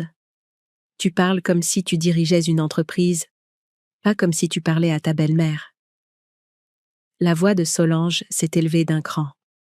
« Je veux juste que les choses soient professionnelles, pas émotionnelles. » J'ai répondu « C'est ça le problème, Solange. Les familles n'ont pas besoin d'être professionnelles. Les familles ont besoin d'être vraies. » De l'autre côté, Michel est intervenu, la voix faible, comme s'il avait peur. « Maman, honnêtement, j'aurais dû dire ça il y a longtemps. Solange ne voulait juste pas que tu empiètes sur notre espace. Elle a besoin d'intimité. » Je me suis assise et j'ai gardé ma voix égale. « L'espace de mon fils n'a jamais été pris par moi? Sais-tu de quoi cet espace est fait? Il est construit avec mon cœur. C'est toi qui l'as laissé vide, pas quelqu'un d'autre. » Michel est resté silencieux. Je pouvais entendre une déglutition sèche sur la ligne, puis une longue respiration, comme une supplication sans mots. Solange a de nouveau coupé, sa voix se tendant. Je pense que tu mélanges les sentiments et le pouvoir. Tu es une actionnaire. Nous le savons. Mais tu ne devrais pas utiliser ça pour nous faire nous sentir petits. J'ai fermé les yeux et j'ai souri légèrement. Non, Solange.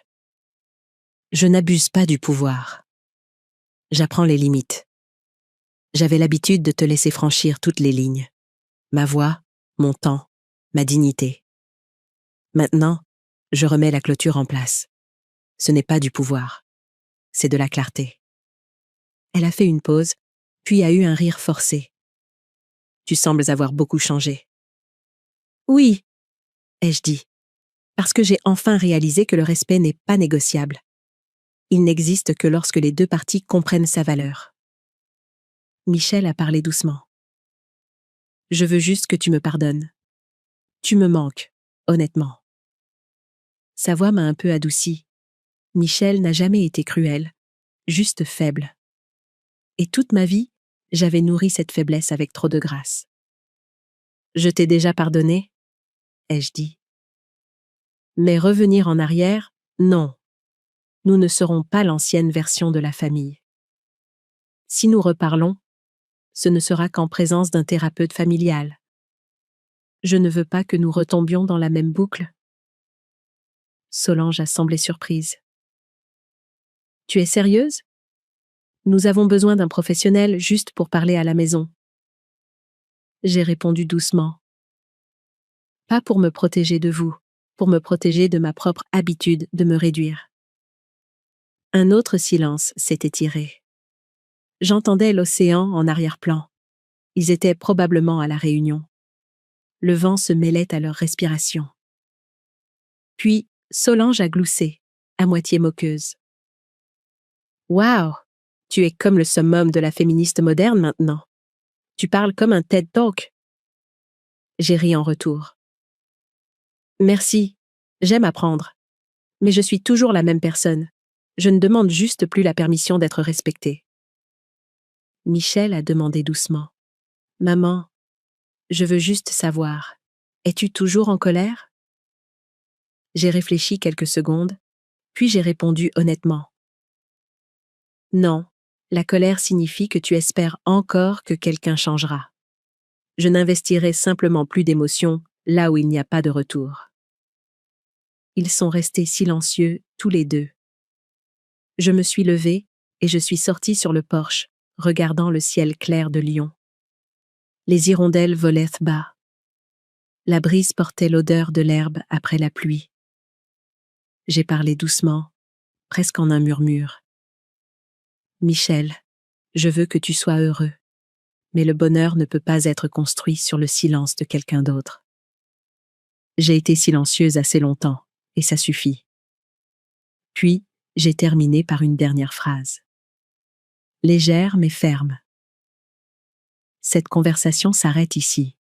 Quand vous serez vraiment prêt à parler, non pas pour justifier ou négocier, j'écouterai. J'ai raccroché. L'écran du téléphone s'est éteint, reflétant mon visage et la vitre, calme, stable. Le vent s'est glissé sur le porche, transportant le jasmin du jardin. Je suis restée là un moment, puis j'ai souri. Pas le sourire d'un gagnant, mais le sourire de quelqu'un qui vient de poser la dernière brique de son propre mur de limite. À l'intérieur, la bouilloire a cliqué. J'ai versé une autre tasse de thé, je me suis assise à la table, j'ai sorti « Passeport à 64 ans », j'ai ouvert une nouvelle page et j'ai écrit « Aujourd'hui, je ne me suis pas mise en colère. Je n'ai pas eu de ressentiment et je n'ai pas attendu d'être comprise. J'ai simplement arrêté au bon moment. Le respect n'est pas une marchandise à négocier, c'est une respiration, et je respire profondément. J'ai posé le stylo et j'ai regardé vers la fenêtre. La lumière du soleil scintillait sur la table comme des ondulations. Je savais que, quelque part là-bas, il parlait, peut-être en colère, peut-être honteux, mais cela n'avait plus d'importance. J'avais fait un autre pas hors du vieux cercle, où les gens appellent ça la famille, mais ne laissent aucune place au respect. Et en dehors de ce cercle, le ciel était toujours bleu, vaste et à moi. Je suis rentrée à Lyon un jour gris, la pluie tombant légère comme de la poussière de craie. La ville était la même, toujours à moitié éveillée, à moitié rêveuse. Mais moi, non. Dans ma valise, avec mes vêtements et passeport à 64 ans, je transportais une nouvelle version de moi-même, claire, calme et consciente de la valeur de s'arrêter au bon moment. J'avais accepté de rencontrer Michel et Solange, non pas à la maison ou dans un café, mais au bureau d'une avocate qui est aussi thérapeute familiale, Rebecca Hall. Je voulais que la réunion soit guidée par quelqu'un qui puisse séparer les sentiments de la responsabilité, les larmes de l'action. Ce matin-là, je suis arrivée avec 10 minutes d'avance. Le bureau se trouvait dans un immeuble en briques rouges du centre-ville, avec de grandes fenêtres donnant sur un parc. Rebecca m'a accueillie avec un sourire assuré. « Madame Avery, êtes-vous prête ?» J'ai hoché la tête. Je ne suis pas ici pour une réconciliation. Je suis ici pour la clarté.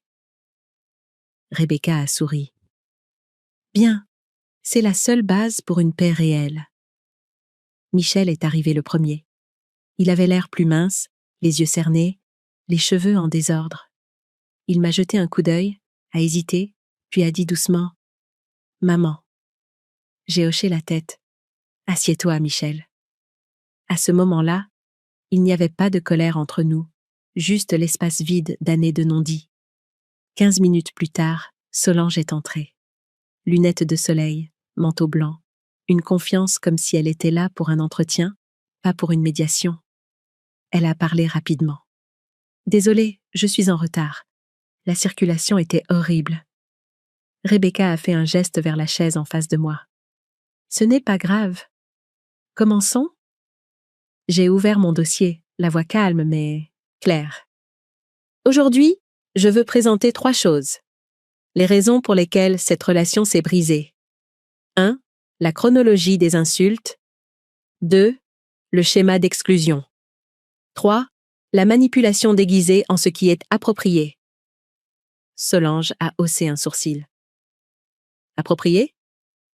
Je l'ai regardé droit dans les yeux. Oui.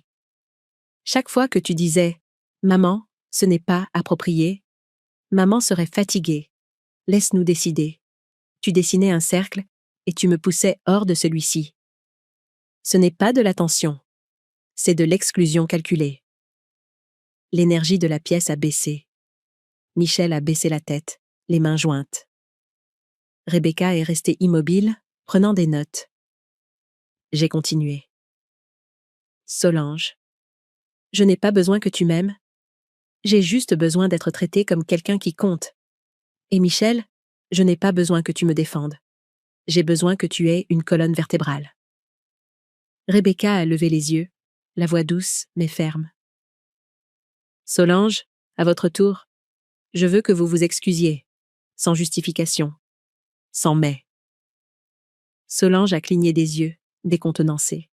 Elle a jeté un coup d'œil à Michel, a expiré et a parlé rapidement.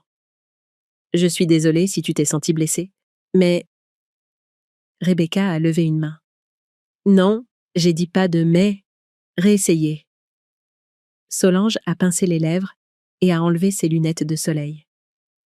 Ses yeux étaient rouges et ternes, non pas d'avoir pleuré, mais par manque de sommeil. Je suis désolée de t'avoir blessée. Des mots courts, un son lourd. J'ai hoché la tête. Merci, c'est suffisant. Puis j'ai ouvert le 2e document. Maintenant, les nouvelles règles. J'ai lu lentement, point par point. 1. Je n'assumerai aucune tâche liée à votre ménage, à la garde des enfants ou à la gestion de votre propriété. 2. Toutes les visites seront programmées. Pas de visite impromptue, pas d'appel vidéo à minuit. 3. Personne ne parle pour moi, ne décide pour moi, ou n'utilise mon nom pour des questions financières ou sociales. 4. Si une règle est enfreinte, je mettrai en pause le contact pendant 90 jours. 5. Tout le monde signe, pour que le respect devienne une action, pas un sentiment. Solange a laissé échapper un rire sec. « Tu transformes la famille en contrat ?» J'ai répondu immédiatement. « Non, je transforme le respect en responsabilité pour qu'il ne soit pas englouti par l'habitude de me mépriser. » Rebecca a fait glisser le papier au centre de la table. « Ce n'est pas juridiquement contraignant. C'est un accord moral. Vous pouvez tous les deux signer si vous êtes d'accord. » Solange l'a regardé, souriant avec raideur. Michel a baissé les yeux. Après un moment, il a pris le stylo et a signé le premier, sa main tremblant légèrement. « Je ne sais pas par où commencer, mais tu mérites ça. » Solange a hésité, puis a signé aussi. Je n'avais pas besoin de mots. Cette signature, juste de l'encre sèche, était la frontière finale entre le passé et le présent. L'air dans la pièce s'est un peu allégé. J'ai rassemblé les pages et les ai glissées dans mon sac. Michel m'a regardé, la voix rauque. « J'ai choisi le confort plutôt que ce qui est juste, maman. J'avais peur de perdre la paix, mais au final, je t'ai perdu. » J'ai regardé mon fils, l'homme que j'avais autrefois porté dans mes bras, protégé des premières neiges. J'ai parlé lentement, sans reproche. « Tu n'as fait que répéter ce que j'ai fait toute ma vie. Choisir le calme plutôt que la vérité. Maintenant tu sais que le calme n'est pas toujours la paix. » Il a hoché la tête, des larmes coulant. Je lui ai tendu un mouchoir et j'ai dit doucement « Je te pardonne, Michel, mais je n'oublie pas. Le pardon, c'est pour m'alléger, pas pour t'aider à sauter la leçon. » Solange est restée silencieuse, les yeux fuyants. Rebecca a regardé, puis a conclu. « Nous ne pouvons pas réparer le passé, mais nous pouvons définir l'avenir. Madame Avery, vous avez fait ce que très peu osent faire, rétablir l'ordre dans une relation qu'ils pensaient intouchable. » J'ai souri légèrement. « Je ne l'ai pas fait pour gagner. Je l'ai fait pour ne plus perdre contre moi-même. » La séance s'est terminée. Quand nous sommes sortis, la pluie de Lyon tombait toujours finement. De petites gouttes perlaient sur mes cheveux, froides, mais douces. Michel a ouvert un parapluie, essayant de me couvrir, mais j'ai levé la main. « Pas besoin, mon fils, je veux la sentir. » Nous avons marché lentement sous la pluie fine. Solange suivait, ne disant rien. Je ne savais pas ce qu'elle pensait, mais pour la première fois, elle ne menait pas. Elle suivait. Au garage, Michel s'est retourné et a demandé doucement. « Maman, viendras-tu à l'anniversaire de Léa le mois prochain? Pas en tant que grand-mère de quelqu'un, juste en tant que ma mère ?» Je l'ai regardé et j'ai souri. Si tout ce qui est dans l'accord est respecté, je viendrai et j'apporterai un gâteau. Il a hoché la tête, souriant à travers les larmes. Solange est restée silencieuse. Mais j'ai vu quelque chose s'adoucir dans ses yeux. Pas exactement du remords, mais une prise de conscience. Et c'était suffisant. Je me suis retournée et j'ai marché vers ma voiture.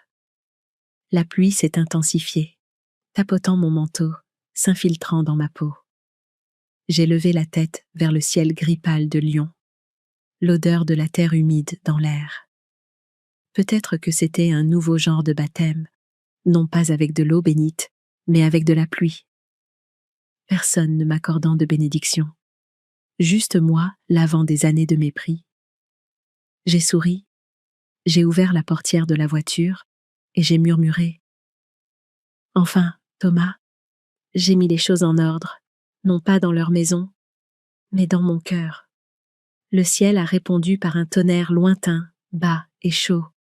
Et à l'intérieur de moi, un chapitre s'est refermé, non pas avec une porte claquée, mais avec le doux son de la pluie. Le printemps suivant, Lyon était plus chaud que d'habitude. Les cerisiers ont fleuri tôt, leurs pétales tombant sur les chemins comme de petites lettres du temps. Je vivais toujours dans la même vieille maison, mais chaque matin au réveil, le vide avait disparu. Sur mon bureau, au milieu de piles de papier et de cahiers, une petite pancarte indiquait « Second souffle, la seconde respiration du vieillissement ». Le fonds Second souffle s'est officiellement développé 6 mois après son lancement. Jeanne et moi avons transformé mon ancien salon en bureau temporaire avec un mur de photos de femmes du programme. Des mères, des veuves, des enseignantes à la retraite, des ouvrières d'usine et même certaines abandonnées par leur propre famille. Chaque visage était une histoire. Et je savais que lorsqu'elles venaient nous voir, ce dont elles avaient besoin n'était pas de l'argent. C'était d'être entendues.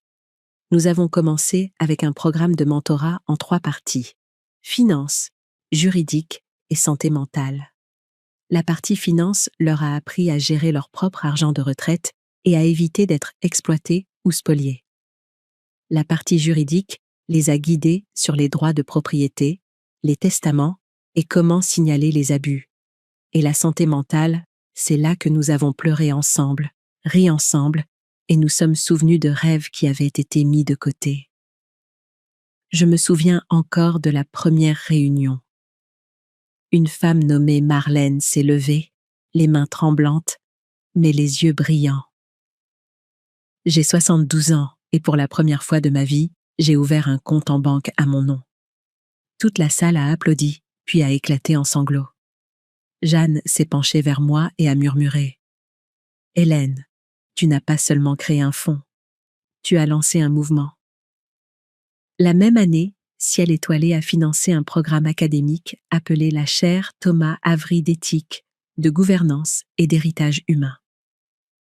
Quand Victor m'a demandé de l'inaugurer, je suis restée silencieuse un long moment. « Voulez-vous que son nom soit lié à Ciel Étoilé pour toujours ?» a demandé Victor. J'ai répondu, la voix tendue, mais stable. « Je veux que les gens se souviennent de lui, non seulement comme d'un ingénieur ou d'un actionnaire, mais comme d'un homme qui croyait que l'éthique pouvait aussi être le moteur d'un avion. » La cérémonie a eu lieu dans le hall principal devant des centaines d'employés. Quand la plaque portant l'inscription « Cher Thomas Avery d'éthique » a été dévoilée, j'ai eu l'impression que le ciel dans ma poitrine s'ouvrait. Puis, les invitations à prendre la parole ont commencé. D'abord, de petites conférences dans des centres communautaires, puis des ateliers, des émissions de télévision, et même une conférence internationale sur l'âge et la valeur humaine. Je ne suis pas une oratrice enflammée. Je parle juste de ce que j'ai vécu. Lors d'une conférence à Chicago, j'ai dit à une salle principalement remplie de femmes plus âgées, « L'âge n'est pas une raison pour arrêter de vivre. L'âge mesure combien de fois vous vous êtes relevé. » Je pensais que l'acceptation de mes enfants était la ligne d'arrivée. Maintenant, je sais que la ligne d'arrivée, c'est moi-même. La salle s'est levée et a applaudi comme des vagues. J'ai vu Jeanne au dernier rang essuyer ses larmes. Jeanne dirige maintenant toutes les communications pour Second Souffle. Elle transforme les histoires de nos membres en une série de courts documentaires intitulés « La dignité des années tardives ». Chaque épisode tranche dans le vif de la vie réelle. Une femme apprenant à conduire à 68 ans. Une grand-mère engageant une procédure pour récupérer sa maison. Quelqu'un à qui sa belle-fille avait autrefois interdit de sortir, travaillant maintenant comme guide touristique. Après 3 mois en ligne, le nombre de followers a été multiplié par 10. Beaucoup de femmes ont envoyé des messages. « Je pensais être la seule », a dit Jeanne. « Tu vois, Hélène, quand une personne ose le dire, des milliers sont sauvés. » Un matin, en consultant mes emails, j'ai vu le dernier rapport. Ligne d'assistance SOS Famille. 237 appels en seulement 3 mois. Cette ligne d'assistance mise en place par Second Souffle offre aux personnes âgées isolées ou maltraitées un endroit où se tourner. Plus de la moitié des appels venaient m'en juste pour dire une chose. Je veux que quelqu'un m'entende. Nous les avons mis en contact avec des avocats, des conseillers et parfois Nous avons simplement envoyé un bon pour un café avec un mot « Vous n'êtes pas invisible ». Un jour, j'ai reçu une invitation d'une équipe de documentaristes. Ils voulaient faire un film intitulé « Le ciel lui appartient » sur mon parcours, de mon exclusion d'un vol à mon statut de symbole de la liberté tardive. J'ai lu la lettre, puis j'ai rappelé. J'accepte, mais à une seule condition. « Quelle condition, Madame Avery ?» a demandé le jeune réalisateur au téléphone. « Respectez les personnages plus âgés. Ne nous transformez pas en inspiration bon marché. Laissez le public voir que les rides ont le droit d'être belles. » Le réalisateur est resté silencieux un moment, puis a dit « Je le promets ». Le film a été projeté au Festival du film de Toronto l'année suivante. Je n'y ai pas assisté, j'ai juste regardé en direct.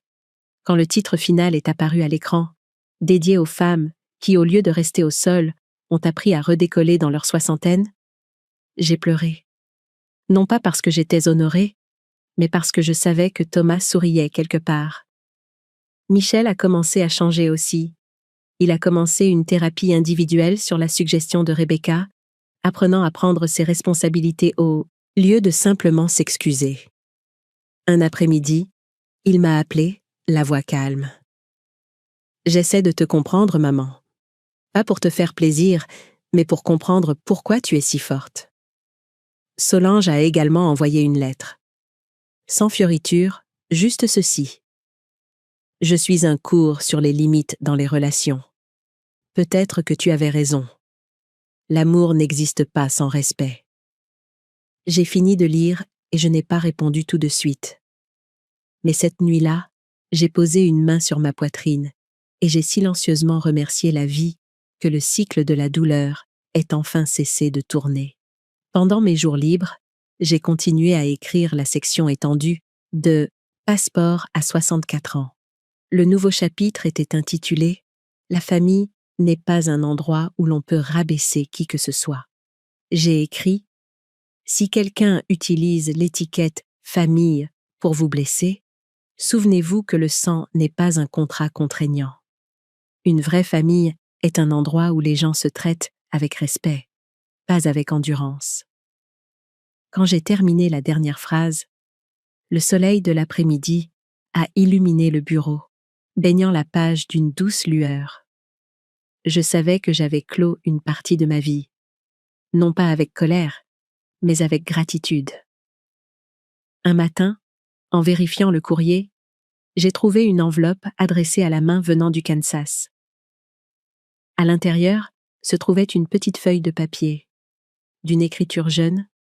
« Madame Hélène, merci. Grâce à votre vidéo, j'ai aidé ma grand-mère à sortir de l'abus financier.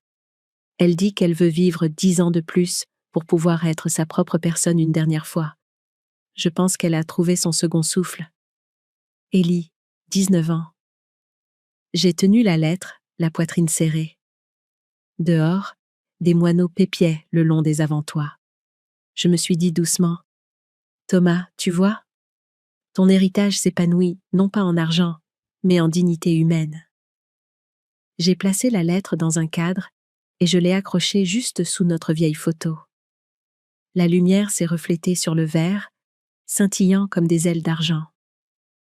J'ai souri, j'ai fermé les yeux et j'ai murmuré « Ce ciel signifie enfin quelque chose. » 2 ans ont passé depuis ce matin pluvieux au cabinet de l'avocate. J'ai 66 ans maintenant. Plus de gris dans mes cheveux, mais des mèches claires et douces comme des fils de lune. Mes vieux amis disent que j'ai l'air plus jeune. Peut-être parce que j'ai cessé de m'efforcer de plaire à qui que ce soit. Je voyage toujours, non pas pour m'échapper, mais pour arriver. Je choisis de courts voyages dans de petites villes françaises. Annecy, Colmar, La Rochelle, puis retour à Lyon. Chaque destination ne signifie plus fuir, mais revenir. Revenir à mon vrai moi, à une vie avec du rythme, de la paix et de la liberté. Un matin d'automne, alors que je prenais un café dans un petit café près du lac du parc de la Tête d'Or, Michel est entré. Ce n'était plus le Garçon hésitant d'il y a 2 ans, il avait changé. Plus ancré, plus calme. Il a tiré une chaise en face de moi et a souri un peu. Maman, j'ai réservé une table au vieux restaurant pour le déjeuner. Veux-tu y aller? J'ai hoché la tête, mon cœur léger comme une feuille qui tombe. Depuis notre séance de thérapie familiale, nous nous étions vus régulièrement 1 fois par mois. Parfois juste pour un café, sans revenir sur le passé. Michel ne s'excusait plus ni n'essayait de prouver quoi que ce soit. Il se présentait simplement. Au déjeuner, nous avons parlé comme 2 adultes. Le temps, le travail, le fond second souffle, le documentaire qui venait d'être rediffusé. Au milieu du repas, Michel a levé les yeux. « Maman, je n'ai jamais dit ça, mais merci de ne pas avoir renoncé à moi. » J'ai souri et j'ai posé ma main sur la table. J'ai seulement lâché ce qui me rend plus petite, Michel. Toi, tu me fais grandir. Il a ri, les yeux brillants derrière ses lunettes. C'était la première fois que je voyais mon fils sans peur. Quelques semaines plus tard, j'ai reçu un texto de Solange. Cours, puis-je te voir? Juste nous deux, pas pour parler du passé. Je veux être honnête cette fois. J'ai hésité. Puis, un après-midi, j'ai accepté. Nous avons choisi un petit salon de thé au bord du lac. Un endroit calme, juste la brise qui déplaçait les rideaux et une pointe de jasmin. Solange est arrivée à l'heure. Pas de lunettes de soleil, pas d'armure de cadre. Elle portait un pull beige, les cheveux attachés bas et simplement. Quand elle m'a vue, elle a légèrement incliné la tête. « Merci d'être venue. » J'ai souri. « Le thé ici est excellent. Tu devrais essayer le thé blanc. » Alors que les tasses étaient servies, elle a levé les yeux, sa voix devenue rauque. « Je veux m'excuser à nouveau, maman, mais cette fois sans condition. » Je n'ai rien dit. Je l'ai juste regardée, sans juger, sans apaiser. Elle a pris une inspiration et a continué. J'avais peur de perdre mon mari, peur que Michel t'aime plus que moi. Alors, j'ai construit des clôtures de plus en plus épaisses jusqu'à ce qu'elles deviennent des murs. Je pensais protéger mon mariage, mais en réalité, j'éloignais mon mari et je blessais la seule personne qui n'a jamais essayé de me prendre quoi que ce soit. J'ai posé ma tasse, la voix stable. Solange, tout le monde a peur, mais la peur ne te donne pas le droit de marcher sur quelqu'un d'autre pour te tenir droite. Plus tu construis de clôtures, plus tu deviens seule dans ta propre maison. Elle a baissé la tête, les yeux humides. Je sais, je suis toujours en thérapie. Rebecca m'aide à voir que le contrôle n'est qu'une autre façon de se cacher de l'insécurité. J'ai hoché la tête. Bien, continue. Je n'ai pas besoin que tu sois parfaite. J'ai juste besoin que tu sois réelle. Solange a levé les yeux, le regard sincère. Je veux recommencer, pas pour réparer mon image, mais pour avoir une relation normale, sans défense. J'ai souri. La porte est toujours ouverte, mais le cadre reste. Je t'accueillerai tant que nous comprenons toutes les deux les limites. À ce moment-là, avec l'odeur chaude du thé dans l'air, j'ai senti quelque chose se détendre. Pas le pardon, mais l'acceptation. Personne n'avait à gagner. Nous devions juste être nous-mêmes. Quand nous nous sommes dit au revoir, Solange m'a serré légèrement dans ses bras. Pour la première fois, ce n'était ni gênant ni transactionnel. Elle a simplement murmuré « Merci de ne pas avoir fermé la porte à clé pour toujours. » J'ai ri. Je l'ai fermée à clé, mais je n'ai pas jeté la clé. Dans les jours qui ont suivi, je suis retournée travailler à Second Souffle. En 2 ans, le fonds a aidé plus d'1 millier de femmes.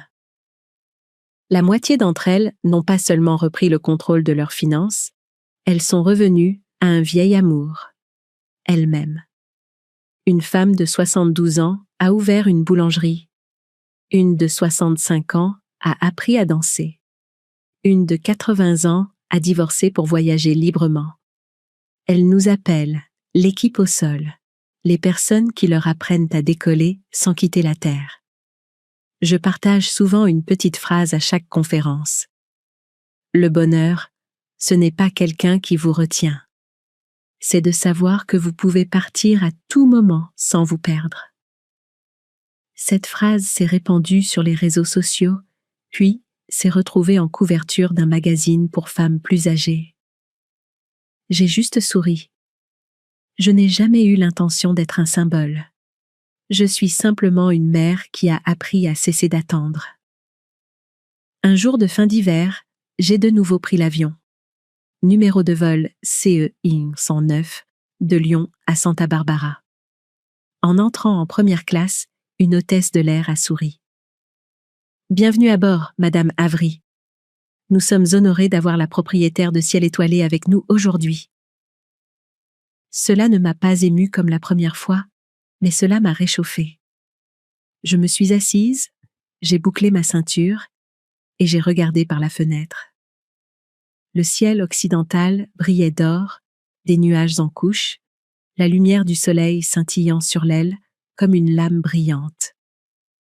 Les haut-parleurs de la cabine ont retenti, la voix familière du capitaine.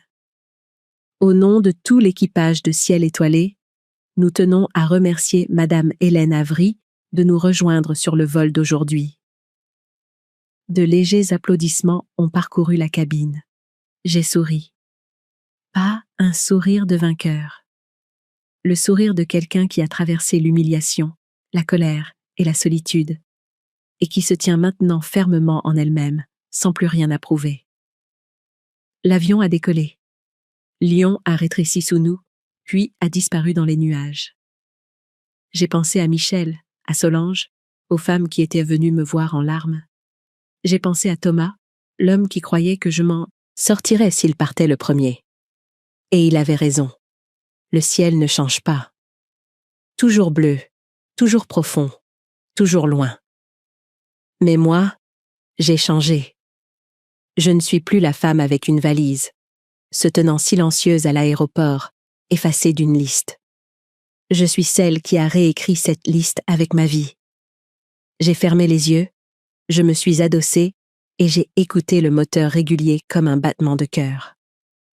À ce moment-là, je savais qu'aucune destination n'importe plus que la paix intérieure.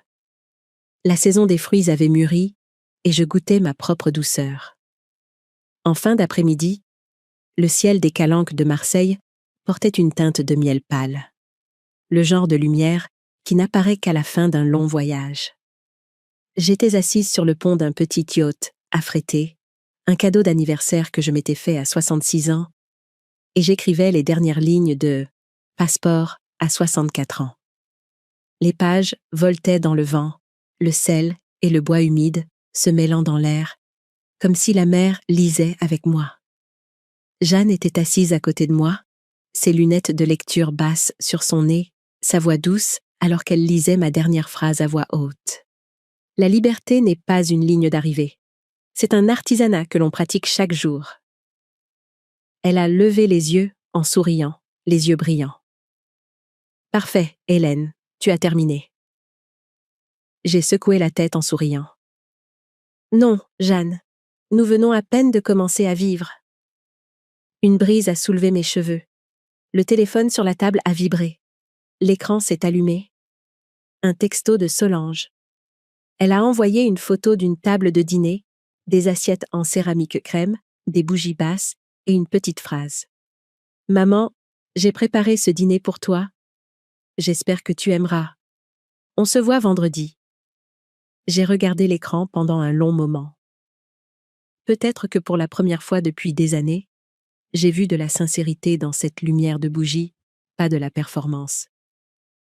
J'ai répondu « Cours, on se voit vendredi, j'apporterai du thé. » Le vent a balayé le pont, transportant le sel et le rythme des vagues.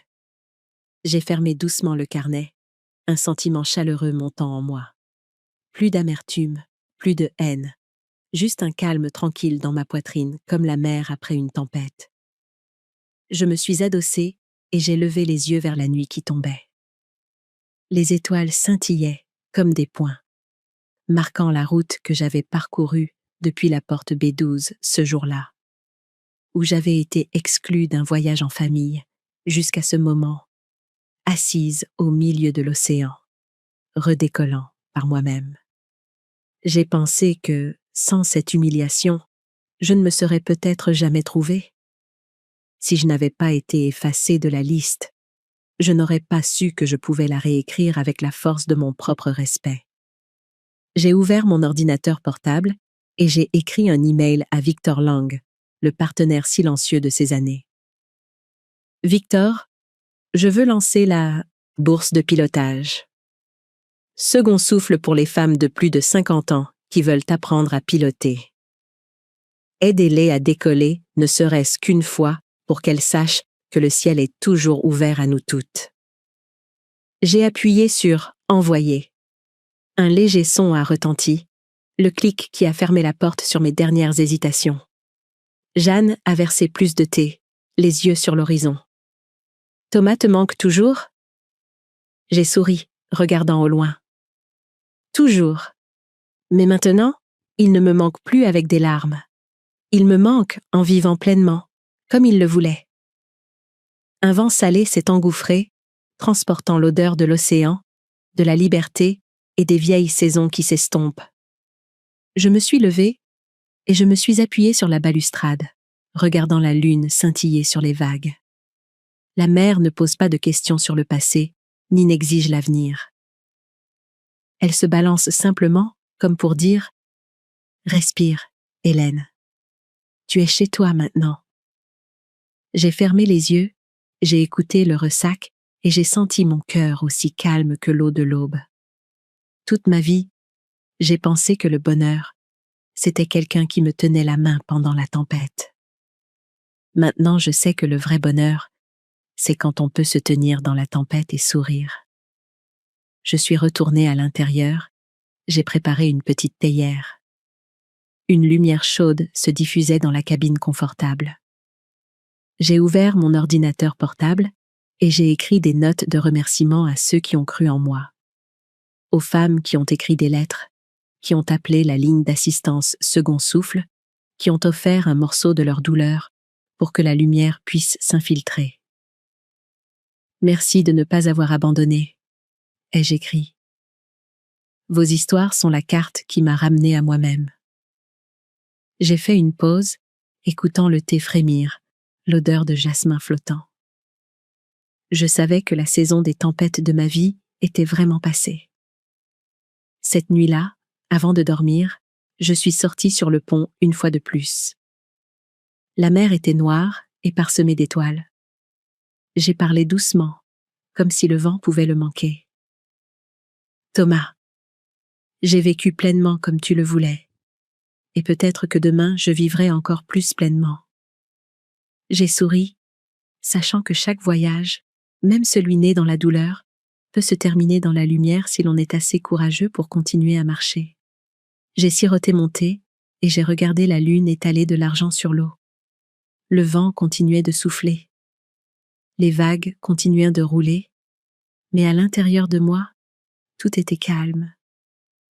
Peut-être que la vie est comme un vol, des retards, des détours, des tempêtes, et à la fin, on atterrit toujours là où l'on avait le plus besoin d'être, soi-même.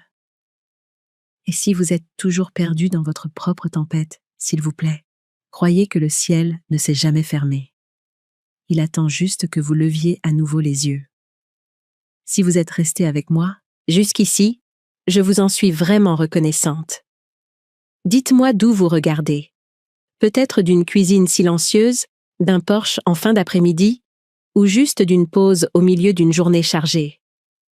Parce que parfois, un seul commentaire de votre part peut être une petite lumière pour quelqu'un qui a besoin d'un peu d'espoir. Si cette histoire vous a réchauffé ou rendu plus fort, s'il vous plaît, aimez, abonnez-vous et restez pour les prochains voyages. Chaque mot que vous laissez, chaque petit geste sous cette vidéo est un battement de cœur partagé, nous rappelant que nous volons toujours ensemble dans le vaste ciel de ceux qui ont été un jour oubliés, mais n'ont jamais cessé de vouloir vivre.